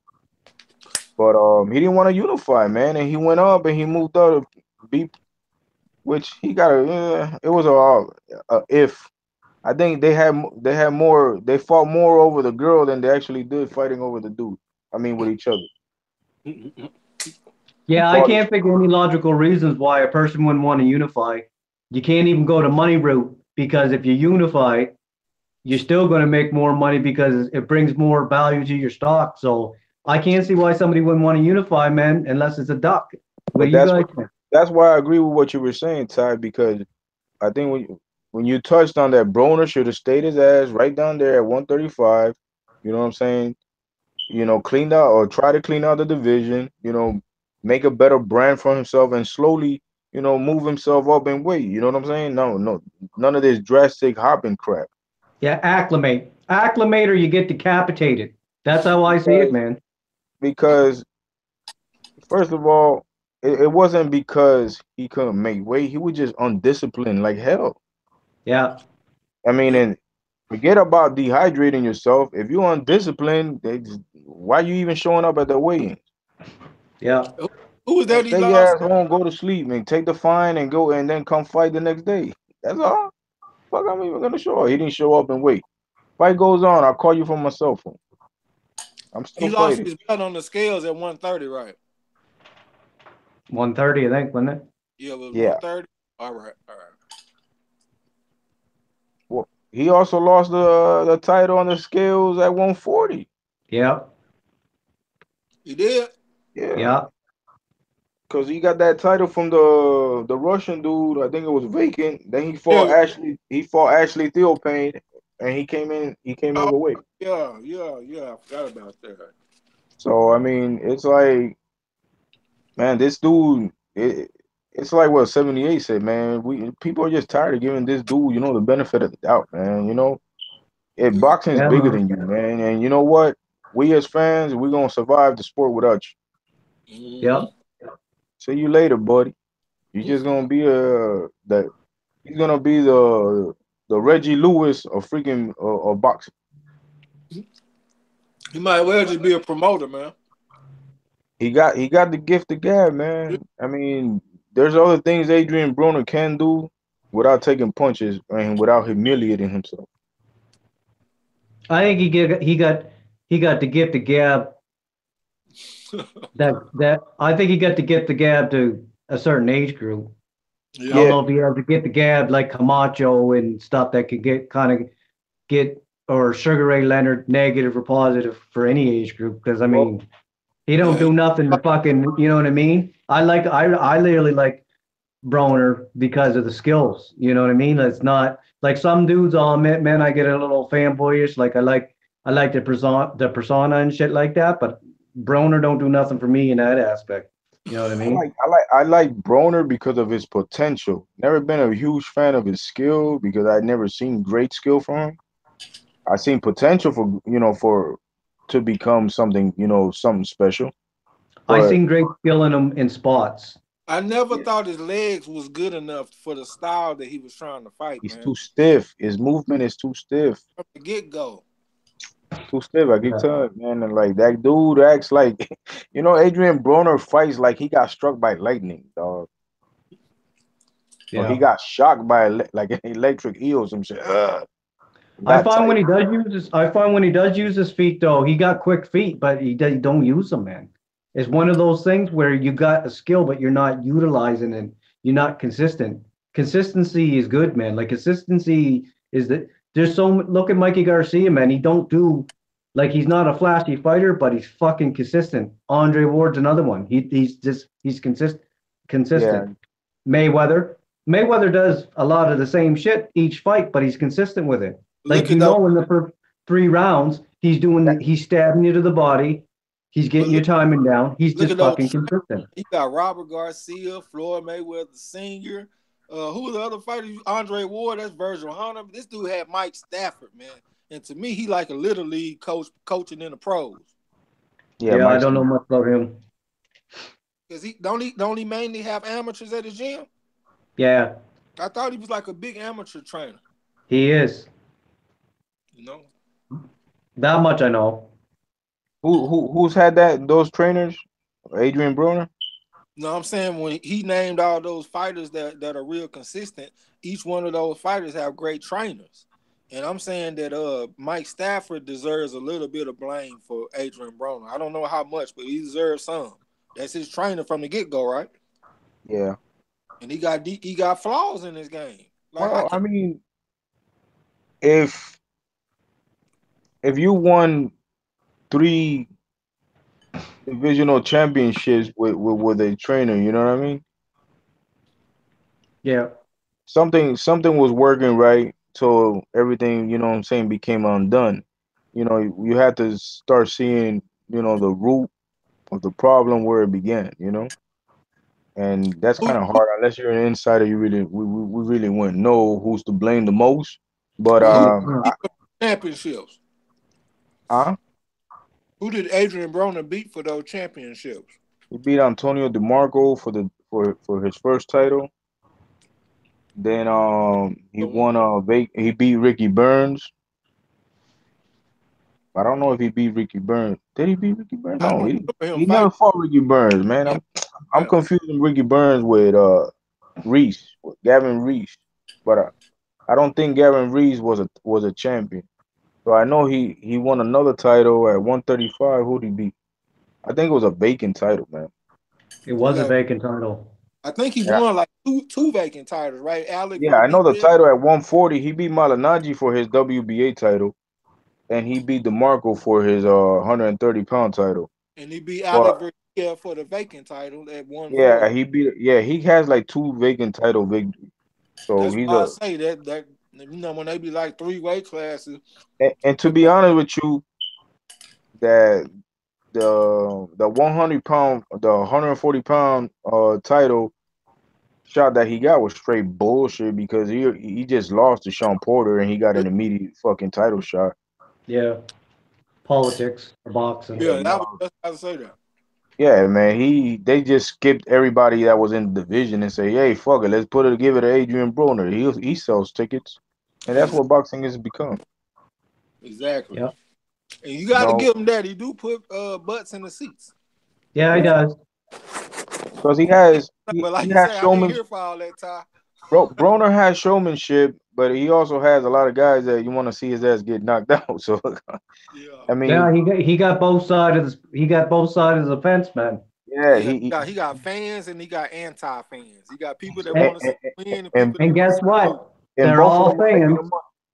Yep. They're all fans, whether they like you or they hate you. They're fans. If they're buying tickets, they're fans. They're a fan of something. If Yep. they whether they you want to lose, they want you to win or they want you to lose. They're a fan Yep. There's a reason Floyd Mayweather is making a $100 million, $200 million a fight because for they him, hate his ass.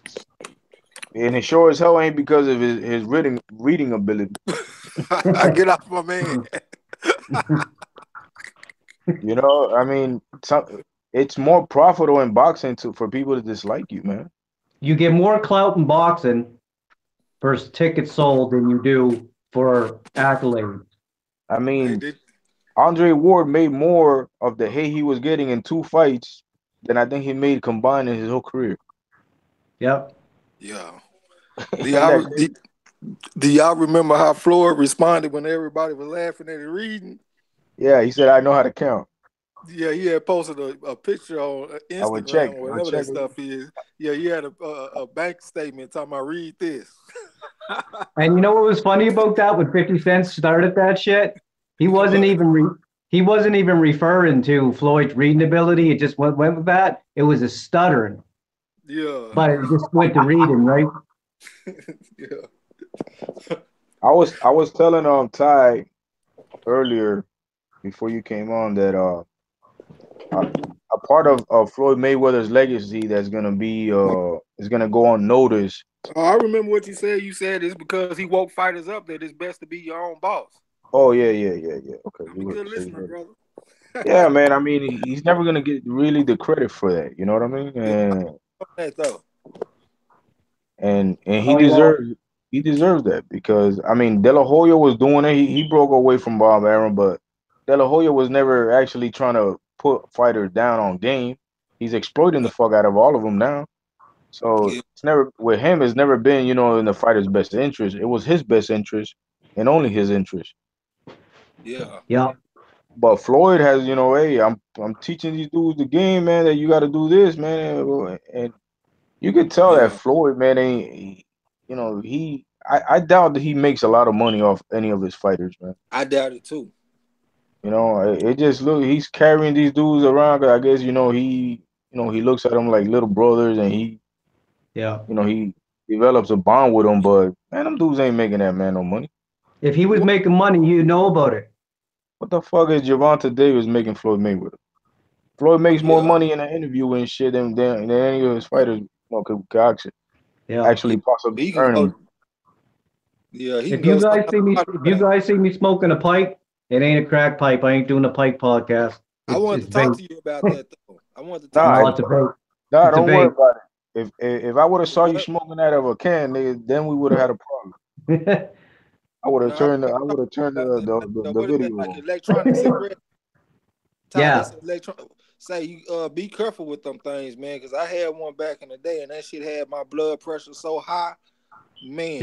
You know what I'm saying? So be careful with it, man. Make sure you get your checkups at the doctor, because your blood pressure might be high and you don't even know it. Because I'm gonna be yeah. 100 with you. Lately, you've been aggressive in them chat.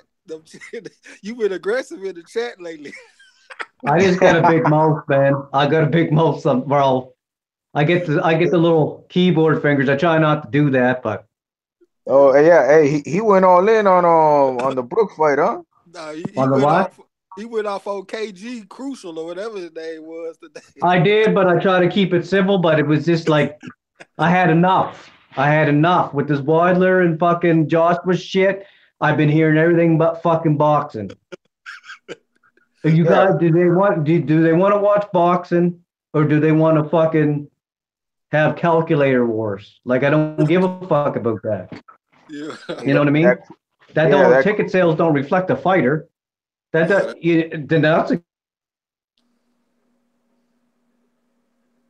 look, yo. Now we seem like we lost Tyler. I'm still here though. yeah. Back Okay, up he'll come sometime. back on. Well, does it come back automatically, or will he got to re-sign in, or what? Well, Click on the link. I came in earlier, and then I ain't know what Okay, was there going you go. There you on. Up, Ty. yeah. All go. Okay, right. you were saying. Yeah, what you was saying though? Oh, I just said I don't fucking if ticket sales reflected the significance of a fighter, then Connor be second or third best because he Yeah, sold more tickets with Mayweather than fucking Wilder and Joshua both fights together. yeah. So That's a that great. shit just gets on. That shit just gets on my nerves, right? So I just leave it alone, right? Yeah, that's a good point right there. Yeah, yeah. Why don't they just tell me a boxing perspective? Okay, sometimes Wilder swings wide, he can get caught in between. If you go back to the Klitschko fight, Klitschko actually hurt Joshua, but Joshua got him back because he swung wide. Why can't you tell me shit like that? What you gonna tell me about all these numbers that you getting off the fucking internet off your cell phone? I don't care.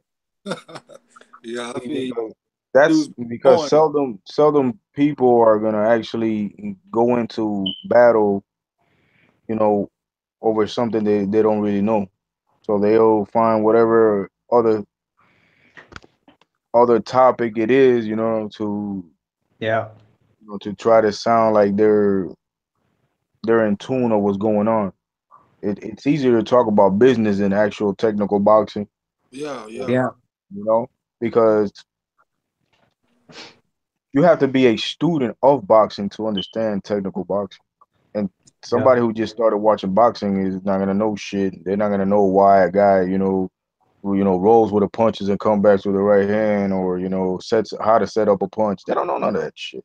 They don't know why guys use movement to break a fighter's rhythm. Yeah. To make him stop and have to reset. Yeah. To draw him and to pull counters and to Yeah. these guys don't know none of that. So but AJ sells. He sells at Wembley. Who gives a fuck, man? Get your bitch ass up out of here. I've seen a YouTube video, man, where the fucking video was an aerial view blueprint of the stadium that Wilder's fighting Ortiz, and then they had blue print marks where they didn't sell tickets. What in the fuck does that got to do with boxing? I don't want to see it. I don't want to see it. I'll be mad about that shit for real. You want to know when I want to see an aerial view of a fucking stadium? If I'm the fucking designer or an engineer, not because I want to watch the shit on TV. Like, you do that much fucking research to get the fucking aerial views, do the research on the boxing tickets, but you can't do enough research to break down a fight. Inexcusable. It takes a special kind of hate for some motherfucker to go to Google Earth, man. 5-minute video. You gotta go to Google Earth, man, to come up with a boxing argument. God. Don't know the four criteria. Don't know the four criteria, but you know the whole fucking the outline of the fucking stadium. I be tripping because like I might have a debate with a guy about boxing, and we don't even never talk about boxing. We talk about everything except for boxing the whole time. Like, we talk about ticket sales, we talk about popularity, we talk about pay-per-view sales, we talk about everything except for boxing, man. You know what I'm saying? Like, golly, These man, boxing is. I mean, you want to say, damn, that's good that we're talking about something boxing related, but when you go so far away from the actual, the subject or the meaningful part of boxing, which is actually the fight and the fighters, it's not helping the sport, man. It's not helping it grow. No, you're just helping a promoter's brand or maybe a network. You know what I'm saying? Yeah, for free. And a network agenda, because that's what it is right now. The networks don't care shit about the best fights. It's the agenda that they're on, and they sticking to it. Yeah, it's so crazy. I be thinking some of them ain't even real people, man. I be thinking they bots and they paid to do that shit or something. You know what I'm saying? You know what? Yeah, man. Somebody told me that. Somebody told me that they believe that. Yeah. Which makes no sense, because from a business standpoint, it don't make no sense tearing down another fighter, because then what you're doing is you're making one fighter look like trash and one fighter look good, and then now you're creating a scenario where it's not even a competitive fight. So how is that supposed to help the fucking sport? Why would somebody want to tune into a fight that's not competitive? So it's fucking, you know what I mean? It's counterproductive.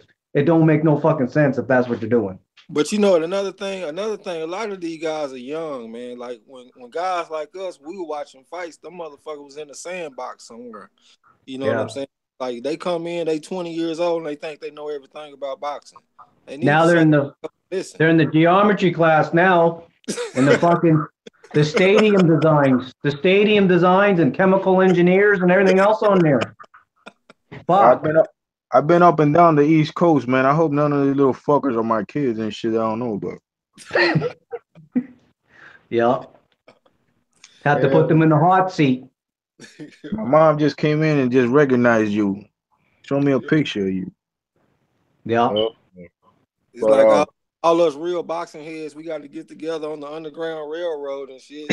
Talk about real boxing, you know what I'm saying? Yeah. Hey, for real, man. I forgot what movie it was, man, that you motherfuckers were getting hunted for some shit. I forgot what that shit was. No, and not only that, it's like back in the days and shit when the slaves and shit learned how to fucking read and shit, and then you know what I'm saying? Those were the ones that were the troublemakers. Yeah. Yeah, I don't know. That shit be running me hot in the motherfuckers. So I just We stay gotta up. be fucking hiding from these little fuckers and shit. You know what I'm saying? Wait till they pass by like little sharks and shit, and then come Yeah. out and shit, and make a break for it. Yeah. Cause there's so many of these dudes, man. Yeah. Man, what was this guy was talking about that? Oh, Luis Ortiz, he should wait for Anthony Joshua to fight Pulev. It's a guaranteed fight because Eddie Hearn says so. You know, you idiot. Oh my God, you crazy. If he wanted to, because Luis Ortiz is an easy fight. If it was easy, he would have fought him. Yeah. Yeah. He would have mopped his ass up and sent his ass packing. Yeah. Yeah. That's how it works. They don't wait on guys they can kick their ass. I tell people on YouTube all the time that Eddie Hearn is dead scared to put his fighters in with Cubans. People are like, oh, you just like Cuban fighters. Yeah, all right, whatever. But I do like Cuban fighters. That don't negate from my point. You know what I go mean? go look at Ass the whooping on you. go look at the first fight with the fight with Scott Quigg and a Cuban named Yoandris or something like that, Salinas. Salinas beat Scott Quigg in England. They, obviously he got robbed and shit. Demanding a rematch, Eddie Hearn never gave it to him. Yeah. There you go. And that was for the WBA the WBA regular title, which he was holding, and then and then you have Rigondeaux as a WBA super champion and Scott Quigg. The super champion is offering you a title, but you'd be like, no, no, I don't want it. I got bigger plans with Carl Frampton. Yeah. So then Eddie Hearn and the WBA, they do some little sneaky shit where they use Rigo's inactivity, to strip him so they could elevate Scott Quigg, to the actual champion, because the IBF that Carl Frampton was holding does not allow unification unless it's the other sanctioning body actual champion. You know what I mean? Well, they're matchmakers and promoters for a reason, right? Yeah. Not that I'm So just because I realize something, I'm not saying I condone it. That don't mean I sign off on it, but they're matchmakers for a fucking reason. They know what they're doing. yeah, they know what they're doing, and I mean, I can understand whatever the promoters do because that's their job to promote and protect their fighters and maximize their profits. I get that. But Yeah. when sanctioning bodies are actually in bed with these fools, you know what I'm saying, and undermining actual champions who actually won it in the ring, you know, Yeah. That's cold blooded. that's cold blooded. And then you have these sissy ass fans, who condone that type of shit. Yeah. Why don't you get Carl Frampton to actually take it from Rigondeaux? Why don't you get Scott Quigg? Why don't you want them to, man, put that little motherfuckers to sleep? Shit, that's why he was fighting Lomachenko, because them motherfuckers wouldn't want to fight. I mean, shit, Rigo would have fought Keith Thurman for the right money. Oh yeah. Which is a sad situation. They got to be in a position like that. Yeah. Give Rigo fucking $10, $15 million. See if he don't jump in there with Earl Spence. Rigo's career is a borderline tragedy. Yeah, Yeah. man. What if he It's would have got to it, fight Frampton and Santa Cruz and all them guys? you know what it is for. Damn, if you look at all the guys that move up out of that weight, out of that division to fucking not fight Rigondeaux, it's ridiculous. Morris, fucking Leo Santa Cruz, Yeah. Frampton, Scott Quigg, Yeah, I forgot man. about Wig. We want no unification talks. Scott Quigg, who was the other guy? Donaire, after he fought him, Rigo offered him the rematch. He said, "No, I'm gonna go up there to 126 and get knocked out by Walters." But at least he did fight him one time. He fought him, and he was reluctant as hell. I mean, he had every excuse in the book, but social media back then, fights, fans were still, they were still a little more loyal. They were more loyal to boxing than they are now. Yeah. Yeah. If it would have been today, Donaire would have never have been pressured to fight Rigondeaux. Oh fuck no.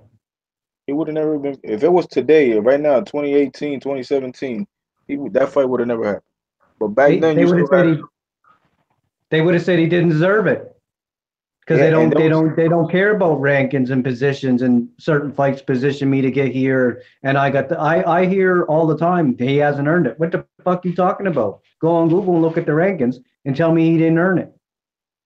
There was one You know what I mean? a video one time I seen of Bubbles, AKA this moron that freaking sleep with goats, and he was talking back then that Rigondeaux did nothing, absolutely nothing to deserve a title with Nonito Donaire, right?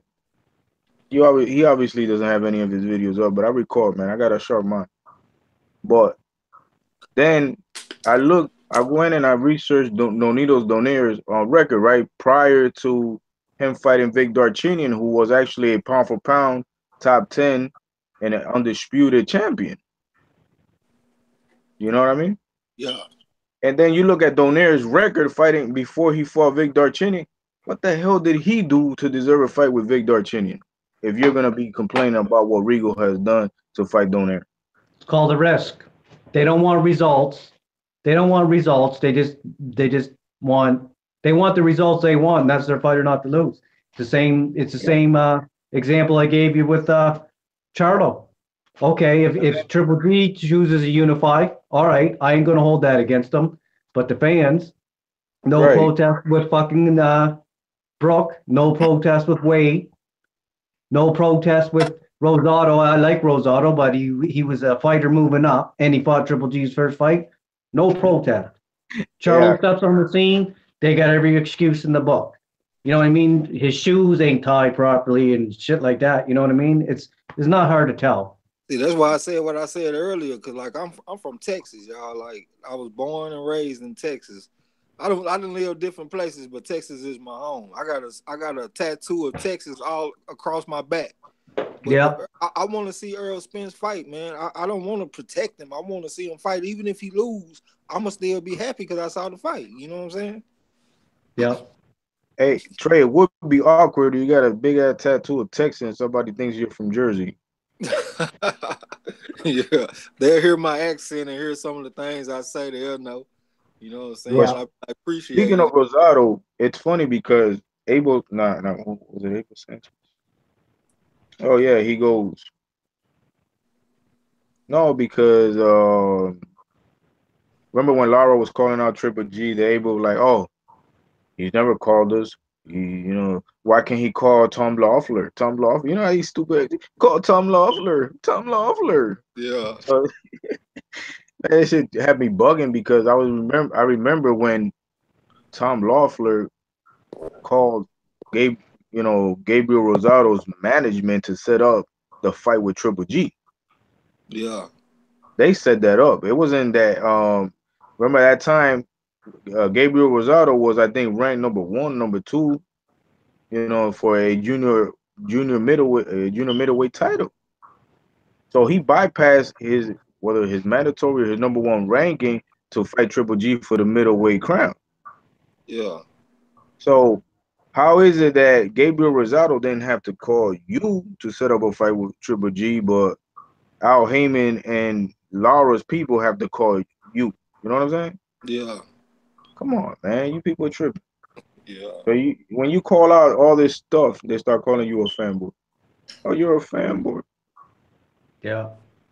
You're a Oh, I'm just fanboy because you call things down the middle and you know your facts. because you look for these inconsistency, and I'm like one of these people that I'll write some things when I see like a little contradiction, I'll write it down, even if it's I make contradictions just like anybody else. Yeah. It's part of human nature, we do it. But some Yeah. of these guys, they do it so often, Yeah. and then and they have a specific agenda, and they try to sound so impartial, and they're anything but that. Yeah. Because when they and you know what type of fighters they usually hate. We don't even got to get into that subject because that'll be like another 8-10 hours just talking about that alone. Kill boxers, man. They say that they run too much. And who are the most? And usually, who are the guys who are the skilled boxers?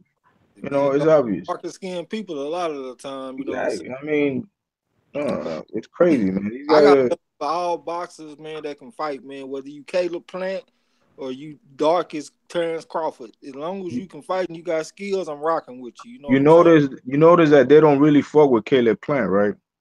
Yeah. No, I know. Good point. Look at his video. They talk about how skilled he is and how good he is and stuff. And I ain't hating on Caleb Plant. You know what I'm No, saying? no. The majority of these freaking fighters that don't that don't like fighters of a certain shade, just say it like that. They don't you don't see them praising ever or as much Caleb Plant. Why? Because Caleb Plant got a racially mixed girlfriend. He's always he's always given his predictions usually favor a black fighter, and they don't like that. You know what I'm saying? A lot Even of look at people. Billy Joe Saunders, man, when he fought David Lemieux, like on HBO, you know, they always getting on Floyd and different people saying they run too much. But they said Billy Joe Saunders had a masterful performance against Yeah, Lemieux, because which he did.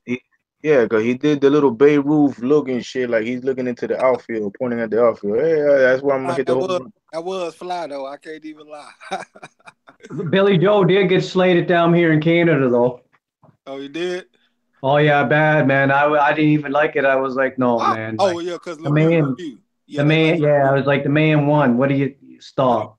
You know what I mean? He did a Stop. great job to me. I already told you, man. He my favorite one at 154. He He's schooled Lemieux, man. Made him look like a kid, man. You Yeah. see, the jury's still out on me with Billy Joe. I think he's good and stuff. I ain't taking away from his win. I never take away from a fighter's win. But I ain't gonna put too much credence if he starts mixing it up with the Charlos and Triple G's because he did look good against Lemieux, but Lemieux's style is a style that if you're Billy Joe makes you look good too, right? I don't Yeah, know if necessarily he's gonna look like that every fight because he don't look like that every fight. I A understand lot that. of it, a lot of it's because of inconsistencies. He did a good job, but I mean that's part of boxing too. You're gonna look good. Yeah, I understand that, but I'm just giving him more credit for beating Lemieux in Oh Canada yeah, over all the over beating J Rock. I think that's a better win than the J Rock win for Charlo at 54. That's just my opinion. You know what I'm saying? and Lemieux's still a problem. That's what I said. It goes both ways. Like don't I'll put so much into Billy Joe's performance with Lemieux. I'll give him his credit, but as the same goes with Lemieux, Lemieux's still a problem. He Yeah, just was Oh in yeah, with a I guy mean, let that me. didn't suit him at all, right? yeah. I It was a think. stylistic matchup for Lemieux. Yeah, don't get it twisted. Lemieux look like shit versus Billy Joe. Be honest with you, but He looked overweight too, didn't he? Didn't he miss weight? Like he got on the yeah, scale and shit going on the scale. And he didn't cut the ring. If no, you're no, a good boxer like Billy Joe Saunders, you're going to look like Mayweather. The dude don't cut off the ring. no. Yeah. Lemieux initially missed weight, but I think he came back and he weighed again and he Yeah, made they some. got on, but it was some controversy because like they wouldn't let the his people get close to the scale or something. Like they was holding the people back and they had him with the towel in front of him and Yeah, stuff. And yeah, yeah. They were trying to do some crazy shit, dude. Yeah. it seemed I think the trainer for Billy Joe was saying that he think he missed the weight. That's why I had said that. You know what I'm saying? And Lemieux did look a little fat to me. He looked a little chubby. You know what I'm saying? Yeah, He looks a little soft all the time, anyways, though. he Yeah, was he no, but looks a he little was soft. But I retaining thought, he was retaining a lot of water. yeah. But But I'm giving my boy Billy Joe credit though, man. I like what he doing over there. You know what I'm I saying? get you got to give him credit, man. I mean, and all these people, oh, Lemieux was a bum. Okay, he a bum or whatever. But go ahead and let that man put some hands on your ass. Yeah, Yeah. And he ain't a Put your bum ass. anyway. He'll fucking Curtis Stevens the shit out of you. yeah. Shit, or Gabriel Rosado too. Yeah, oh man, he was putting it on that man. Lemieux, he's a banger, man. I mean, yeah, you could outbox him and make him look, you know what I'm saying, like fucking less than average. But if that dude hits you on that button, man, I don't give a shit who you are. Look what he You did to know, Curtis Stevens. I mean, he was moving up, but still, like, you know what I mean? Hey, I'll tell you one thing. I never seen Triple G jab so damn much versus any opponent. Yeah. He jabbed and shit. I thought it was Larry Holmes. Yep. Yeah. He's like, Triple G looked like he showed you something that we didn't know, almost like Canelo did when Canelo fought him. I'm gonna be Triple honest, G. with y'all. I was more impressed with Billy Joe against Lemieux than Triple G. I know Triple G did his thing, but I just thought it just looked so slick and so smooth the way Billy Yeah, Joe Billy Joe looked better, and they both look good in the fight. Triple G looked good in the fight to me, but did. yeah, Yeah, I just Billy Joe. like something slick, something smooth. You know what I'm saying? yeah, no, Billy Joe looked like I was sitting there like, holy shit, you know what I Yeah. mean? I remember I picked Lemieux. I just watched the fight, Willie Monroe, and I know he was coming off a layoff because layoffs are crucial. But I went from watching Saunders fight Willie Monroe to fighting fucking Lemieux, and Two I was different. like, holy fuck. It was like two different people. I picked Yeah. Lemieux to win the fight. Man, You know I don't what I'm saying? know. I don't know what's up with Willie Monroe, man. I don't know how a guy, man, gets offered, you know, two title shots like that, man, in such a short time span, and he fights, man, like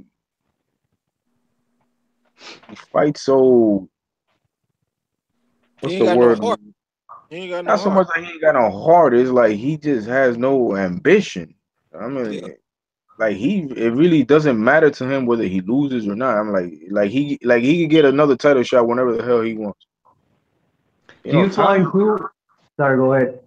No, no, go ahead, go ahead. It wasn't nothing I relevant. was gonna say from a technical standpoint, do you find too that like Willie Monroe, like he's got good upper body movement and he's slick and shit.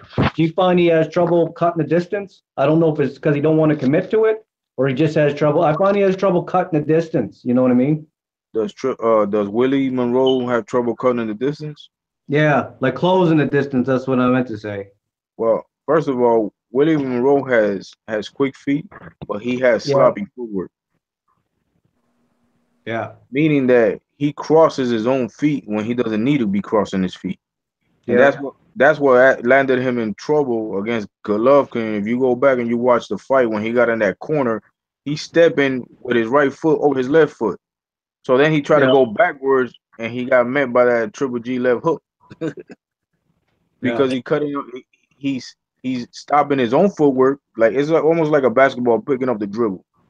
yeah. You know, don't do that. Make the guy force you to stop your movement. You just don't stop the movement because without any pressure. That's stupid. Yeah. Another Yeah. thing that Willie Monroe does, he lays on his left side a lot. Yeah. That's the reason I picked Billy Joe Saunders to beat him because it's like he was just right in range for that right hook. He was fighting another southpaw, and he was laying on the side of the right hook, and Billy Joe just stuck it in there like real easily. You know what I'm saying? I mean, he just Yeah. has a habit of doing that in just about every fight I see him in. He's like a predictable guy, even though he's so athletic. You know Yeah, what I'm saying? Yeah. I think Willie Monroe is exactly what you said. I think he's more athletic than technically inclined. He he looks like a slick fighter. He's like he's a chameleon type of freaking slick fighter. He looks the part, but he really isn't. Yeah. See, another thing too is like I see a guy that don't like to get hit that much. And it's kind of hard to be a Well, boxer. well, I don't blame him. Middleweights do hit hard. Yeah, but you can't punch and run at the same time. I mean, even if you got your lateral footwork and you using it, you still got to sit down on the punch a little bit, man. You can't punch and run at the same time. You know what I'm saying? You got to commit to something. Yeah, I mean, at some point you have to commit, but I believe that Willie Monroe doesn't feel that he has that type of power. So consistently try to hurt guys. You know what I mean? Doesn't he Yeah. have a couple? Doesn't he have like a draw or two on his record? Yeah, Yeah. he had. I think he's even lost to Darnell Boone. He did. Yeah. See, but like a lot of the time when you don't have the power to separate yourself in a fight, you'll get a draw. You know what I'm saying? And I feel like if he committed and sat down on his punches a little bit more, that draw might have been a win. You know what I'm Yeah. Yeah, saying? I And when you mean, don't got power, you got to get that accumulation in, right, to get some sort of respect. Yeah. see what Willie needs to understand is that okay, you can't hurt the guys like you want to, or you know how you should. But you could bust dudes up, man. You could cut guys. You could you don't have to knock down or even beat it. But you have to put something. You have to make it look like you were participating in the fight. Yeah. Yeah. Like your opponent was in an actual fight. You can't come out the fight looking like he ready to go to a club and chill. Yeah. You got to go in there, man, and you lump them up. You can't knock them out, man, but you could cut them. You could freaking you could swell him up. But I don't know, man. This dude, he just doesn't commit. He doesn't. It looks like a guy who's pretending to be a fighter, and Yeah, he I don't. doesn't look like a real fighter to me.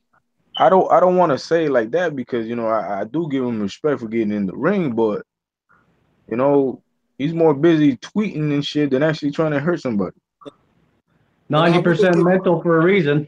I will give him credit because he really is a 154 pounder. He really not a 160 pounder. And early in his career, he did like have some shady moments like with his fights. Like he would show up to fight at 154 and his opponent to show up to fight at 157, and then they'll give him like $300 or something, and he'll still fight them. Guys came in overweight like a lot. He did a long interview that I had watched, and he was just talking about like all the crazy stuff that was happening to him early in his career, and he stayed with it, so he deserved a little credit. You know what I'm saying? Yeah, yeah, Yeah. no, no. I mean, Willie Monroe, like to me, is like what I said about Adrian Broner. He has the potential is there for him to, what I'm saying, to go to another level. Yeah, I'm not saying that he's a great level. I'm not gonna say he's at freaking pound for pound status level, but he can take his game to another level. It's just like these dudes are on autopilot and shit. You know what I'm saying? The yeah. the plane is on autopilot and everybody in the cockpit knocked the fuck out. Ain't nobody flying the plane. But I swear, like Willie Monroe is one of them dudes that if you pointed him out to me and you told me he was a boxer, I would be surprised because he just doesn't seem like a fighter to me. He seemed like a nice guy. You know He what I'm fucking saying? then he go to Dancing with the Stars and shit. I thought he was somebody's backup dancer. He might have been. Fuck. Probably Bruno Mars. You'll see him in a Bruno Mars video one of these days. Dude, he wants to be more Hollywood than fighter.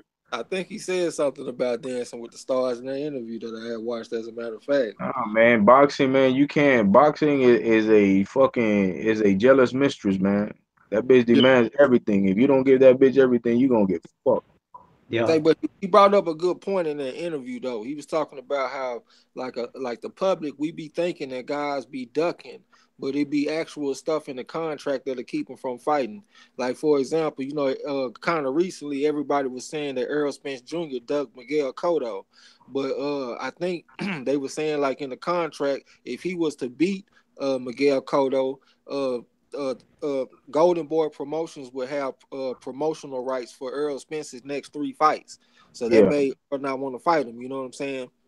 Yeah, it was a 6-fight deal. That's why the other ones turned it down. That's what I think I read. Spence, Danny Garcia turned it down. Who was it? Oh, Danny Gar Mike, did they no, have not cards? Garcia. Mikey Garcia turned it down. Oh yeah, Yeah, yeah. He was talking about fighting Cotto. Yeah, because it was a six. The stipulation was uh wasn't just to go have like sign, do negotiations, have a fight. I'm pretty sure the Golden Boy and part of the deal to fight Miguel Cotto was to have like a 6-fight contract or something. They're like, what the fuck? You know what I mean? I Yeah, don't need to and, promoter. I'm with BBC. No fucking signing. and what's funny, I think that all the fighters that were offered that Cotto fight with that stipulation were guys affiliated with Al Heyman, not necessarily Zanka. I know Mikey Garcia, he affiliated to a certain degree, but he's not really 100% committed. yeah, But Errol Spence and Yeah, there was a third person that was there who's also a Heyman fighter. yeah. So They're it's like they're not Oscar. looking. Oscar They're was not using looking for the promoters. contract to try to steal back some of the fighters that they yeah. He stole. was using Cotto as bait. Yeah, He's a little they're fish. Little some fish dudes that weren't looking for promoters. You know what I mean? They maybe take the fight, but I mean, if I got to take a fight and take on a promoter when I don't want a promoter, that's Yeah, why I'm with the fucking PBC. yeah. Well, then fuck it. I ain't going to get that much credit for beating Cotto anyways. I can understand Willie Monroe's point to a certain extent, but at the end of the day, you're not Earl Spence. You don't have a title. You don't have that type of public. You don't have. He has more to lose. You know what I'm saying by signing. You are the Boxino champion. Bitch, sign the fucking contract and fight. Now he was just That's it. talking in general. He was just trying to explain how the contracts work. Oh, He's not okay. It wasn't talking about specifically himself. about him. Yeah, yeah. He was just No, talking no, business. no. I And it mean, opened my eyes because I had actually never heard of that. You know what I'm saying? Like he was talking about how a fighter might fight, and then if he wins the fight, the other side they get his oh man, I can't think of the name of it. It was some kind of rights though, like if all this merchandise, like all your T-shirts and all that stuff that you sell, they get a cut of that too. You know what I'm you saying? get a cut of the royalties. That's a word. Yeah, I think that's like a synonym for the word I was thinking of. Wow. I mean, that contract. I mean, they actually a boxing contract. They actually have anything put into it. You know what I'm saying? Whatever the goof is willing to, propose. Yeah, Yeah, But there are some fighters who will take a fight, a hard fight, even a bad contract, or that doesn't favor them. For the right opportunity. You know, yeah. to become a champion. At the end of the point, what are you here to make money, or are you here to become a champion? the word that he used was intellectual property rights. That's Okay. the royalties. That's the merchandise and stuff. Yeah, I mean, yeah. Was yours is mine? Was yours was mine is mine, and was yours is mine? Yeah. That type of shit. Yeah, they slick with it. I mean, they slick with it. I have a lot of friends who are mine who are fighters, man, and they're always going through some type of dilemma with a contract. But like I said, these guys would jump at a chance at a title fight. Yeah. Some guys are willing, to fucking bite the bullet and maybe see greener pastures down the road than never get a shot at all. But he Yeah. but he tripped me out though, cause look, he said that like, all right, let's say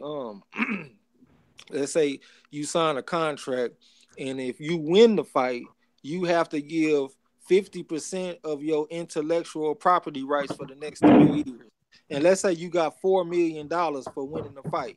Well, if you win the fight, you get your 4 million. And let's say you don't give that 50%, you only give 40%. That means that the other side can come back and get the whole 4 million. You know what I'm saying? So that kind of stuff just kind of tripped me out and put me on because I wasn't even thinking about that kind of stuff. Wow. I The whole mean, four. yeah, I mean that's some crazy shit, but that's why you have people there, but you have to man, look, if you can't do it because of if you can't fight a guy because let's say a contract. And Yeah. go out there and spar the dude one day, you know what I'm saying? Go give him some work and beat his ass, you know what I'm saying? Yeah. Yeah, I couldn't fight you in the ring because of contract, but I'm gonna go out there and beat your ass, man, for thinking I'm ducking you. Yeah. We're gonna see each other one way or another, bit, because you ain't gonna ruin my reputation. Your promoter ain't gonna ruin my reputation. One of y'all gonna have to see. Hey, that ain't a bad idea. Most fighters would think like that. I can't fight you because that bullshit contract you motherfuckers, man, fucking gave me. But when I catch your ass, man, I'm gonna fucking jump in that ring and spar you. I'm gonna beat your ass right there in your own gym. Yeah. And I'm gonna That'll make sure keep somebody has a little hidden camera and shit where I can put it on YouTube. yeah. Yeah, that's a good idea actually, because that'll keep the fans off your back. 'Cause I they can't see mean, you ducking. the ass whooping man fucking Spence would have put on Cotto. Yeah. Yeah. It would have been brutal. Yeah. Yeah. Oscar would have been happy.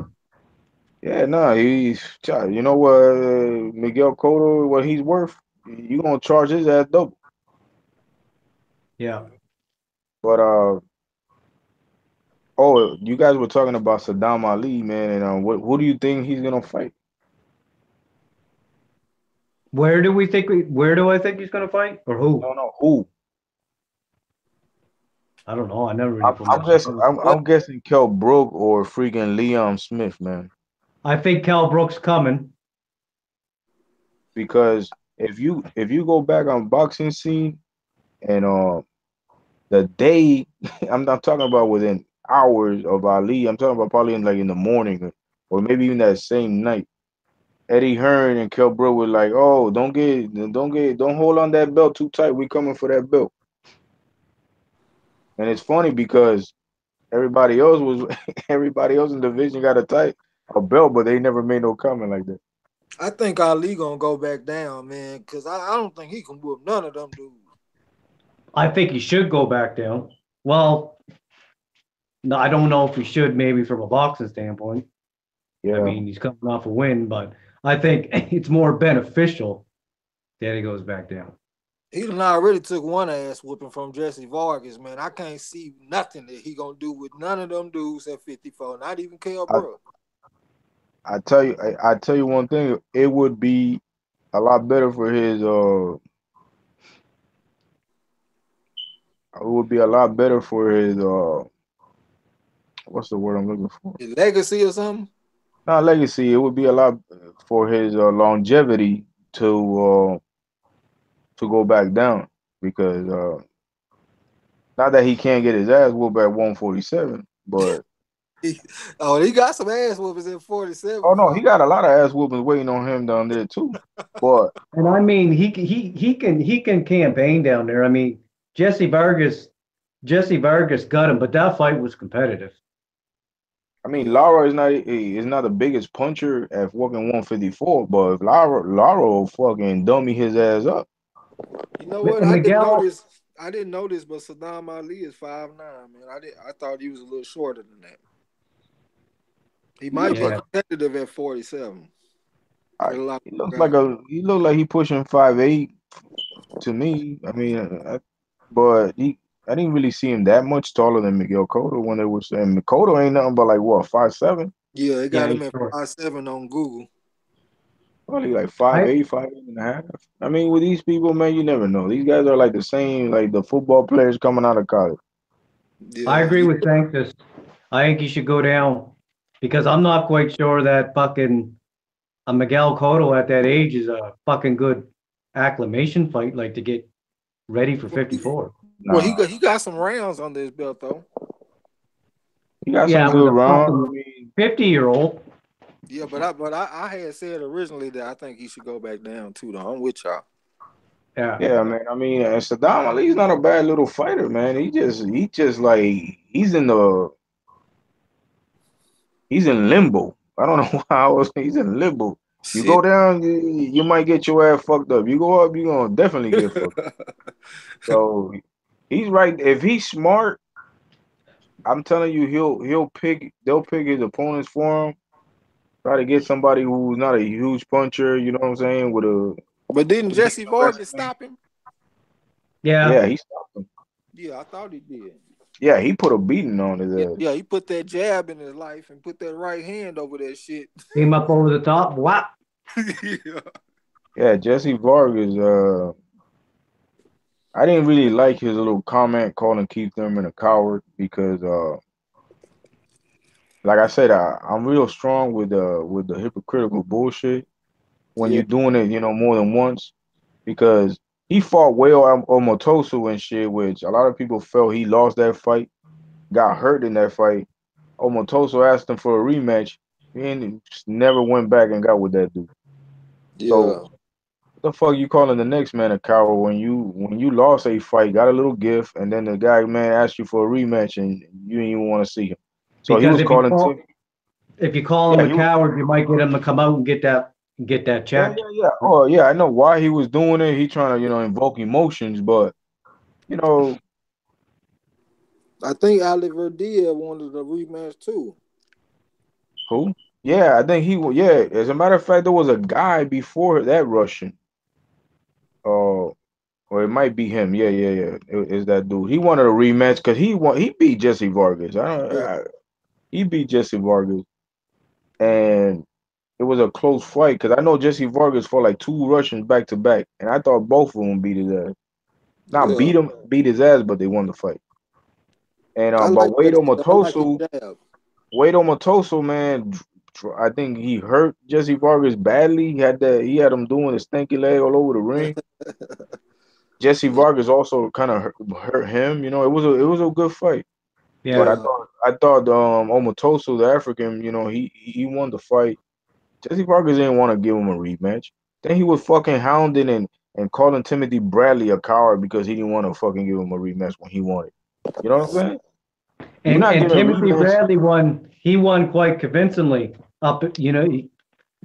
That I didn't even find that fucking fight was close with him and Timothy Vargas. Bradley won at least 10, 11 rounds, man, easily. Yeah. I mean, this dude lands a good punch. I mean, I mean, the referee did fuck up, but hey, it is what it is. Yeah. You know what I mean? yeah, If he wouldn't, if but that's on Timothy Bradley because even if this fool, when he has a fight in the bag where he won just about every round, he won't do something stupid and try to throw some fucking punch like he fucking Clubber Lang or some shit. Discipline the whole fight. Discipline the whole fight right after the last 10 seconds. Yeah, And he 10 got seconds. fucking smoked. 10 seconds, he does a pivot and he wants to throw like a game changing freaking shot versus a guy that you know say he could only win with a game changer. yeah, Wow. Yeah, exactly. And the thing is, Ty, that right before Timothy Bradley went, when the bell rang for the last round, the last thing Joel Diaz told Tim, don't do nothing stupid. Don't do that. Man, 10 seconds before the fight is over, man, that's exactly what he does. Something stupid. yeah. And I could, and even during the fight, you could hear Joel Diaz, Tim, man, he's like trying to remind him and shit. You know, hey, we got the fight, we got the fight. We ain't even got a trip. We out of here. You know, there's no way Yeah. this dude could win that fight. Yeah. And he goes in there looking for a hard punch or maybe a knockout punch against Jesse Vargas, and he got clipped. Yeah. Oh, he got fucking clipped. Yeah, and he did Yeah. the stinky leg Oh, with the two step. Yeah. yeah. He got fucking But smoked. I'm gonna tell you something. It was a pleasure watching Tim Bradley fight, though. Man. Oh That dude yeah. got Yeah, I didn't that mind dude, him. that dude got hard. He has more heart than skill. Yeah. Not a bad fighter, but if it But if still he didn't have athletic. if he didn't have the heart he did, bro, he would have had so many losses. It wouldn't have been fun. I Yeah. give him credit for that win over Marquez because Marquez is one of my favorite fighters ever. Yeah, That's a yeah. good win, man. That's a good win. Hmm. He's the since Floyd Mayweather, nobody has beat Marquez that convincing. Yeah. Yeah. Sure as fuck, Manny Pacquiao didn't do it, and he went to sleep like a fucking little baby. Yeah.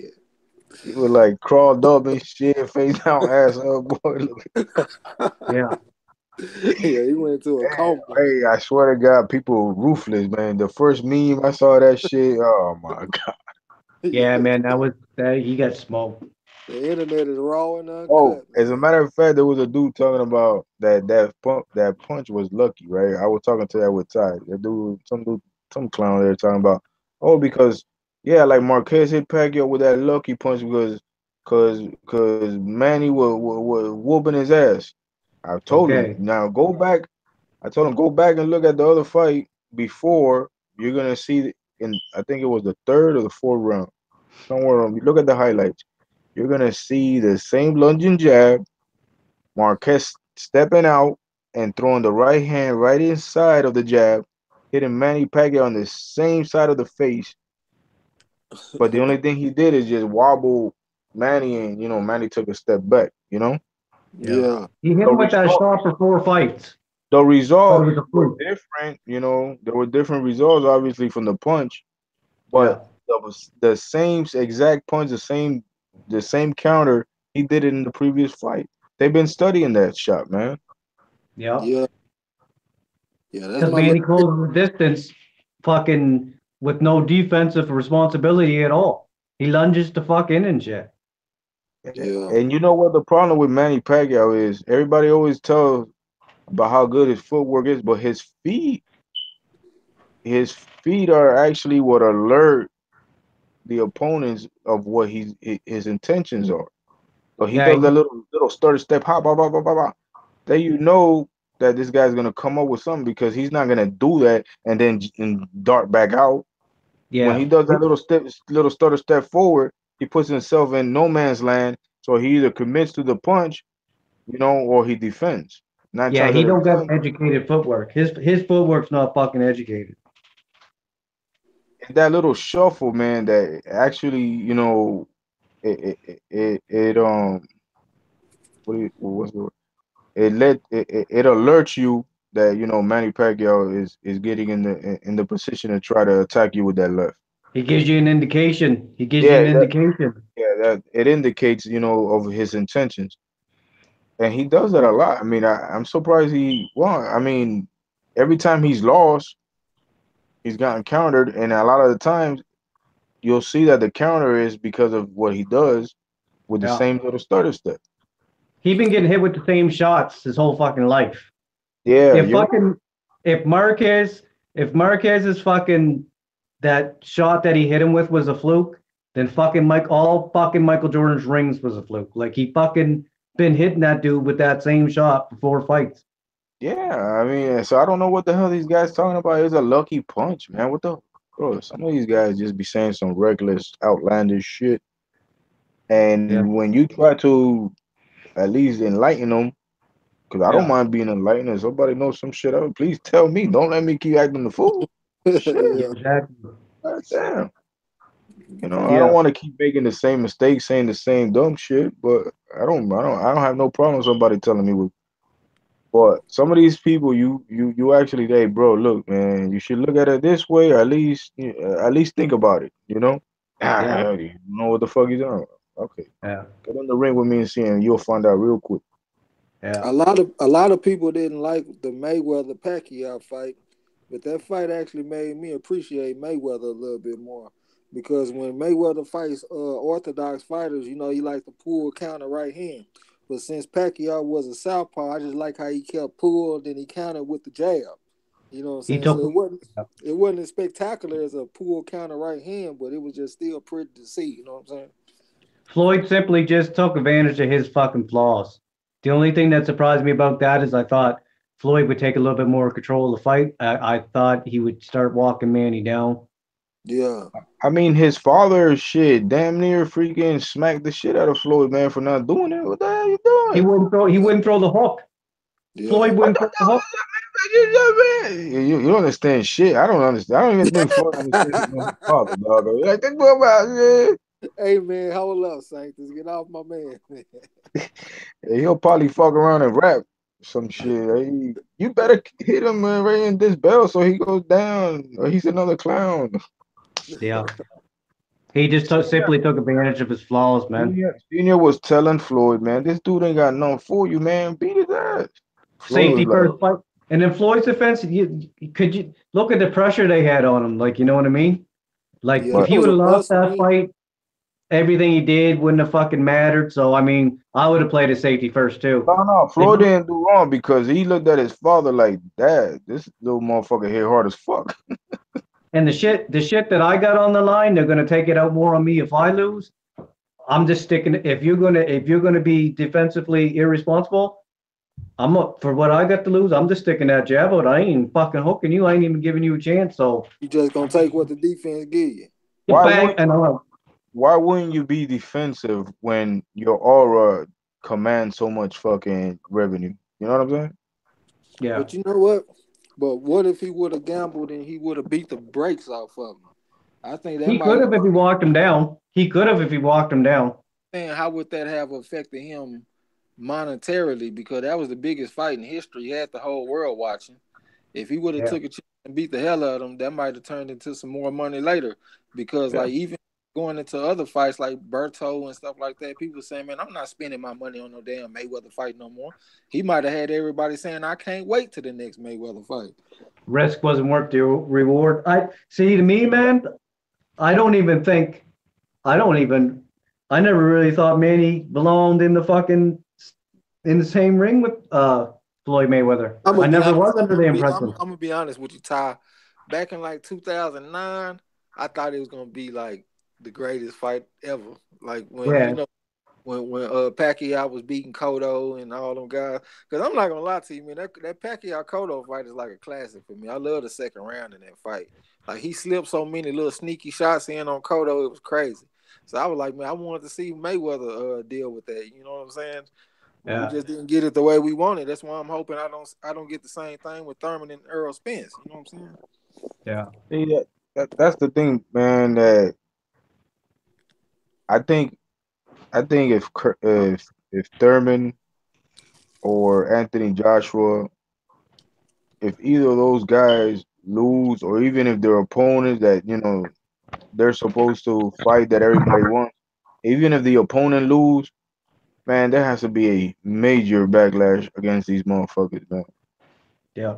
Because if Errol Spence loses, let's say Ocampo, you know, nobody in their right mind should allow Keith Thurman and be like, oh, you see, yeah, yeah, he's not the truth. You know what I'm saying, man? So, they need to go in on him. Like, shit, he lives right here in Tampa. I'll go to his gym and tell his ass. Yeah. And if fucking Wilder loses to Ortiz, man, they gotta give it to man. They gotta put it on fucking Anthony Joshua. You little bitch, you little coward. You should have fucking fought that guy. You should have had 3 titles, you little bitch. You know what I'm saying? Or I'm gonna two be titles. honest with you. I was mad at Javante Davis for talking about Lomachenko need to fight Rigo. Like, how in the fuck you gonna let somebody from 2 weight classes come get your food? You Yeah, need yeah, to yeah. handle their damn business.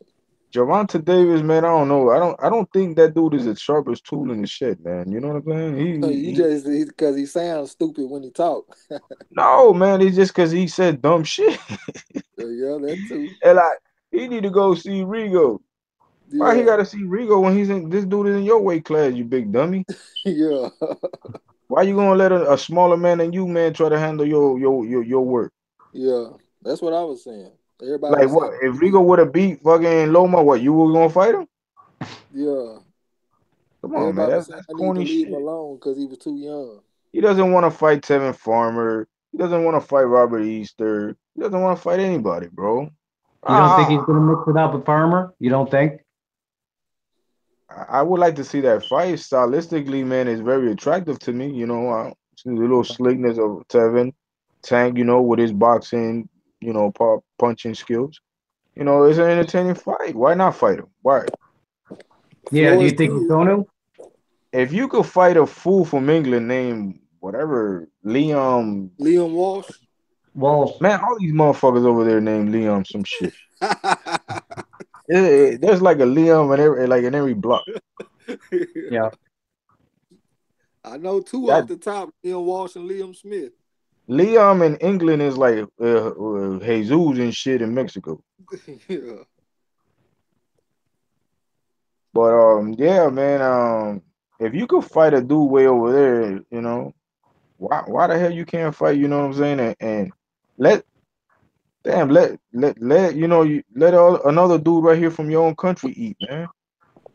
All right, let me ask you this question because Floyd Mayweather Sr. He's still talking about how Devin Haney whooped Javante ass in the gym. Do you think that had any impression on Mayweather Jr.? Maybe he saw him get his ass whooped that day. Maybe he just feel like he just ain't ready. Man, Floyd Senior thinks he can still fucking whoop niggas, man. I don't be believing shit he be saying. I don't think he believes his own half the shit that he be saying. Now, I could it think be he true? believed that though, man, because he been talking about that for a while.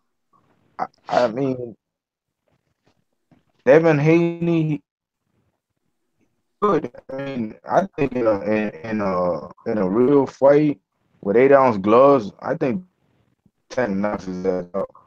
I Yeah, mean, Who? these Who dudes would be do? using the headgear 18-ounce gloves, yeah, 16-ounce gloves. yeah. That's So true. I don't know. I think Tank might knock his ass out. Spark. I mean, sparring, bro, doesn't always transcend into a real fight. Sometimes it do though. Because Some, how many sparring partners? Shit, who was it that knocked Tyson down and shit as a sparring partner? And Tyson knocked him out in the first round. um, I don't remember him getting dropped in sparring until that Buster Douglas fight. No, I think it was Buster Mathis that dropped him in sparring. Somebody like that. Might have been. Yeah, he got he got knocked down. Fought the guy in a real fight, man, and just crushed him. Yeah. I Yeah. mean, just because you beat a guy, man, in a real fucking fight, man. A lot of sparring partners, they take that shit like they think like, ah, man, I'll whoop him. Then they get mopped up. Yeah. So Devin needs to, if he's really hungry. See, this is what I'm afraid about Devin Haney. It's almost the same thing with Tank. If he goes and wins the title, they're gonna come with that. Oh, he's young, don't need to rush him. And why the fuck is he fighting for a title, dog? Yeah. Once you already Yeah. crossed that line, to me, man, there ain't no way back, bro. If you I'm get not a gonna title, give you up get a on fight. Vegas. I don't care if you're a 12-year-old nigga, you become a fucking professional fighter somewhere in some country, and they let you fight for a title. You better take your little 13-year-old ass the next year and fight your mandatory. I don't give a shit. Agreed. Agreed. If you can be given the opportunity for a title shot or for a title and you get that title, you need to Yeah, fight. yeah, you can't just automatically, as a promoter, oh, he's young, he doesn't have to fight him. What you mean you don't gotta fight him? He got another title in your weight class. People want to know who the best in that weight class is. You You shouldn't have can't never get a fought that. you can't get a promotion if you ain't up for the task. So if you Yeah, got a title and you ain't up for the task, then it's like you shouldn't have a You need to title. you need to get your ass out the way. Yep. it's You like you it's can't like get all the accolades of a fucking title and then it's like not. yeah, it's like the Canelo fans. They were complaining after after Floyd, man, after Floyd smacked Ginger around. Like a little side chick. They were complaining, talking about, oh, Floyd just you because that guy's only 20 years old or 20. I'm like, get the fuck out of here, bro. Wilfred Benitez at 17 years old was fighting, bro, grown ass men. Shit, Yeah. how old was Fernando Vargas when he fought Trinidad? Like Fucking 18. 23, was he? He like 18, 19 or something. Yeah, I thought he was young, like 20. Oh fuck, Twenty I didn't know twenty. he was that young. I mean, he fighting Trinidad, man, that he hits with both hands and shit like sledgehammers. You had Ali at 22 fighting Sonny Liston. There you go. You had Wilfred Benitez became a professional fighter at 15. You Yeah. had Mike Tyson fighting freaking Trevor Burbick at 20. Perfect. Yeah. Yeah. And you're gonna no because the Floyd the Ginger's too young. Get your ass up out of here, man. You act like this has never been done in boxing before. Yeah. They weren't saying that before the fight. No, you didn't see the fucking stupid ass Doug Fisher talking about that Canelo was gonna whoop Floyd. No, but yeah. Doug Fisher, bro, to me is like one of the worst reporters. He's eloquent. He speaks well. He got good grammar. He knows how to put his words together. But man, that dude just doesn't have no clue, bro, what boxing is about. I got into it with Doug Fisher on Twitter. This fool was hyping up. I don't know if you guys remember that when HBO had some fights and some dude from Long Island named Aiden, whatever. So Cletus Aiden, he knocked some Mexican out and shit, and HBO were like, "Oh my God, he's gonna be a problem in the junior welterweight division." Then he fights a Canadian, a black Canadian, and the Canadian kid mopped his ass up. Say Ty, And Oh, you was right. Fernando Vargas had just turned 23 when he oh, fought. 23. Yeah, but that's how old is Javante Davis? Ain't he about that age? I think he's 21. Davis? I think he turned 21 or something like that. I know he won the title at 20. I thought yeah. he was 23 himself. I don't know. Time flies, man. Shit, maybe I'm over here. I think you were Dating. talking about when you were talking HBO pumping that guy up. I think it was that Hebrew Hammer guy. Yeah, Yeah, the Hebrew Hammer. Cletus Aiden. Yeah, yeah. man. Like, yeah, So Hebrew I, Hammer. I went Javante at, turned 24 this year. he's turning 24. Yeah, he turned 24 in November. Damn, this motherfucker aging quicker than Luis Ortiz. He old enough to fight. Shit. Hey, for real, man. If you grown enough, man, to get a world title, man, you grown enough to fight anybody. No, he doesn't need to fight Lomachenko. Why rush him? Come on, dog. Not if he got a title. He don't got a title now, so all right, I'll give him the pass. You got a Yeah, title, you got to fight. yeah. Now, I mean, Lomachenko freaking wanted to call out Tank because Floyd was, criticizing him about the Regal fight. So he like, I Or want to fight Tank Davis, you know. yeah, Well, that's what that little shit was about. I mean, pissing Tank should contest. have fought him. I thought he dug the shit out of Lomachenko. He gets no props for that shit with me. I I'm don't all care. right with it. I'm all right if you get a title and you know what I mean. You're fighting solid competition, and then you take maybe a soft touch or two just to keep preserved. Because if you really got to make sure you're sharp and you're fucking healthy on if you got a title. You know what I mean? I'm okay with that.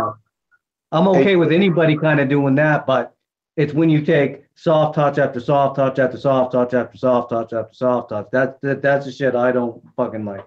how Man, many these how dudes, many fights did Tank have before he got that title shot? Like what, And what, mm, 14, 15 fights? yeah, I think he was. Yeah, he was 14 or 15 fights. I think it was in Now, teens, mid teens. yeah, it was right. something like that. So he got rushed into the title position, to try to, give him more commercial value. Yeah, So, and then they want to hold the reins on him, like he's some little, little young pup. He's knocking grown ass dudes out. yeah. He's not too young to knock everybody else out, but he's too young, to go face, difficult opposition. Man, that's ridiculous. I Shit, you swear, got some of these guys sound like my mom. Cause like my got mom, Marvin Hagler. Marvin Hagler, man, he didn't get a title shot, man. So that man had like 54 fights, dog. Yeah. Freaking Sugar Ray Robinson didn't get a title shot, so he had like 70 fights, 71 yeah, fights. he was Javante Davis was 16-0 when he fought Pedraza. There you go. Yeah, so that Look, was a man, fight. it's ridiculous, like the opportunity these guys are getting, and then all the excuses. That's what I'm I'm just o- getting fed with. yeah. I'm okay with you moving a fighter properly because that's what you got to do. You even to develop them. Yeah, they But got a development stage. They got a development stage. yeah, but if you got a title, that development stage goes out the fucking window now, motherfuckers. Yeah, I mean, what the hell? I You're told telling me he's you. developed. You're telling me he's developed. You put him in a title shot, a title opportunity. He gets to carry around a strap. Apparently he's fucking developed. If he wasn't Yeah, developed, why was he given a title shot for any yeah. fighter? Will make no You sense can't to me. you can't pat a man on the back and call him a champion. Hey champ, hey champ. Man, I can't say that to no grown ass dude, and you don't want to fight nobody else. Man, you crazy. I'm gonna call you shit. I'm gonna call you a Javante Davis. Don't be calling me by my name, dude. You don't know me. Now, if you want to give a guy a chance to do a mandatory title defense or whatever Yeah, for that's some cool. developing, I can give some leeway, but it can't be like 5 fucking fights and shit. Like, oh, Yeah, you you can. you can't dismiss them. You can't Yeah, dismiss the other champion. You nah, he can let should it. have. He had a fight, bro. Lomachenko or Robert Easter, man. There was no reason why. You know, I thought that him and not making weight. I think they did that on purpose, man. How Yeah, many To title defenses did he have before I, he I, fucking lost out on the scales? one, uh, one. yeah, That yeah, little yeah. That Leon one, Ball. he defended against Leon Walsh, and then his next fight after that was against Fonseca. Yeah, So and yeah, he lost. He didn't make weight against Fonseca. Yeah, see, if he now him not fight Lomachenko within those 2 fights, I'm okay with that. So it's a dead issue with me because he don't have a title. But if he had a title right now, say for example's sake, he didn't lose it on the scale, then I'd be saying, yeah, why not Lomachenko? but maybe that's why he lost it on the scale, so everybody get off his back. Yeah, I mean, you have a point. I think I'm inclined to agree with that I mean, comment I ain't right there. just saying maybe so. You know what I'm saying? Yeah, I mean, A lot of people were clamoring for that fight while he still had that title. And I was leading the charge. I wanted to see it. Why wouldn't, man? Damn, hey, bro, you know where Gervonta Davis stock would have gone if he knocks out Lomachenko? Oh Even if man. he fucking gives them an L. Hey, forget about Spence, man. This Even a any draw. other, Think about it. Even a draw at his age, it is, you know what I'm yeah, saying? man. A draw is a victory. Yeah. You know, shit. I mean, goddamn, if fucking Salido over here fucking beating Lomachenko, why the hell you half stepping? Yeah.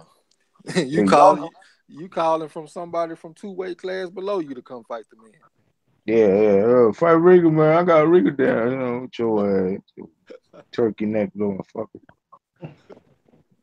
And I like Tank, man. I ain't gonna lie to you, man. As a fighter, bro, I like the Uh, young dude, bro. That dude he's beast, man. He's a little beast. But damn, you can't walk like you're the king of the jungle, bro. And then when another lion and shit, fuck around and come into your territory, you know what I'm saying? You gonna be pull a scarf on him, Uncle Scarf on a nigga. Fuck out of. yeah. I mean, Tank. I don't know what Floyd's planning because they don't even have anything set up for that dude. When's he fighting again? Shit, I haven't heard nothing about no Tank action. He's I like Broner. He's like Broner. They fight more with charges and shit than they do opponents. Yeah, he got his mind on something else right now. I I don't mean, know if they get a fucking opponent lined up for him, man. I haven't heard nothing about Tank in a while, man. yeah, he just chilling, eating, freaking. And I know exactly where he go get his barbecue over there in Maryland Yeah, and Baltimore. Shit, I used to live right by there. yeah, Good ass barbecue too. Now I know why he missed weight. yeah. They good ass barbecue. They don't call him Tank for a reason, man, or they call him Tank for a reason. He's fucking thick. He might. Yeah, I think he might. There's a good chance he didn't lose that shit on the scales on purpose, man. Got his. I can't. Did you guys even see him staying in the fucking I like? I think don't. The division he's in, I can't see him staying there, I and think he's these still young. guys. I think these guys, to be honest with you, the modern fighter has so many distractions, and they haven't had to work like at the docks and shit, and waiting to get picked and shit just to be Yeah. able to go to work and provide a living for their family.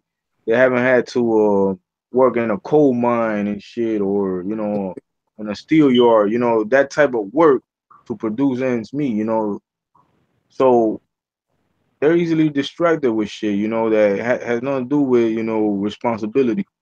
But I hate to cut you off, Sanctus, but peep this though. Have Yeah. you ever heard of a promoter that brought distractions into his fighters' lives? Like Mayweather with all his money and all his flash and the fucking girls club, the doll house and all this different shit. This man got a promoter that brings distractions to his fighters. I ain't never heard of that before.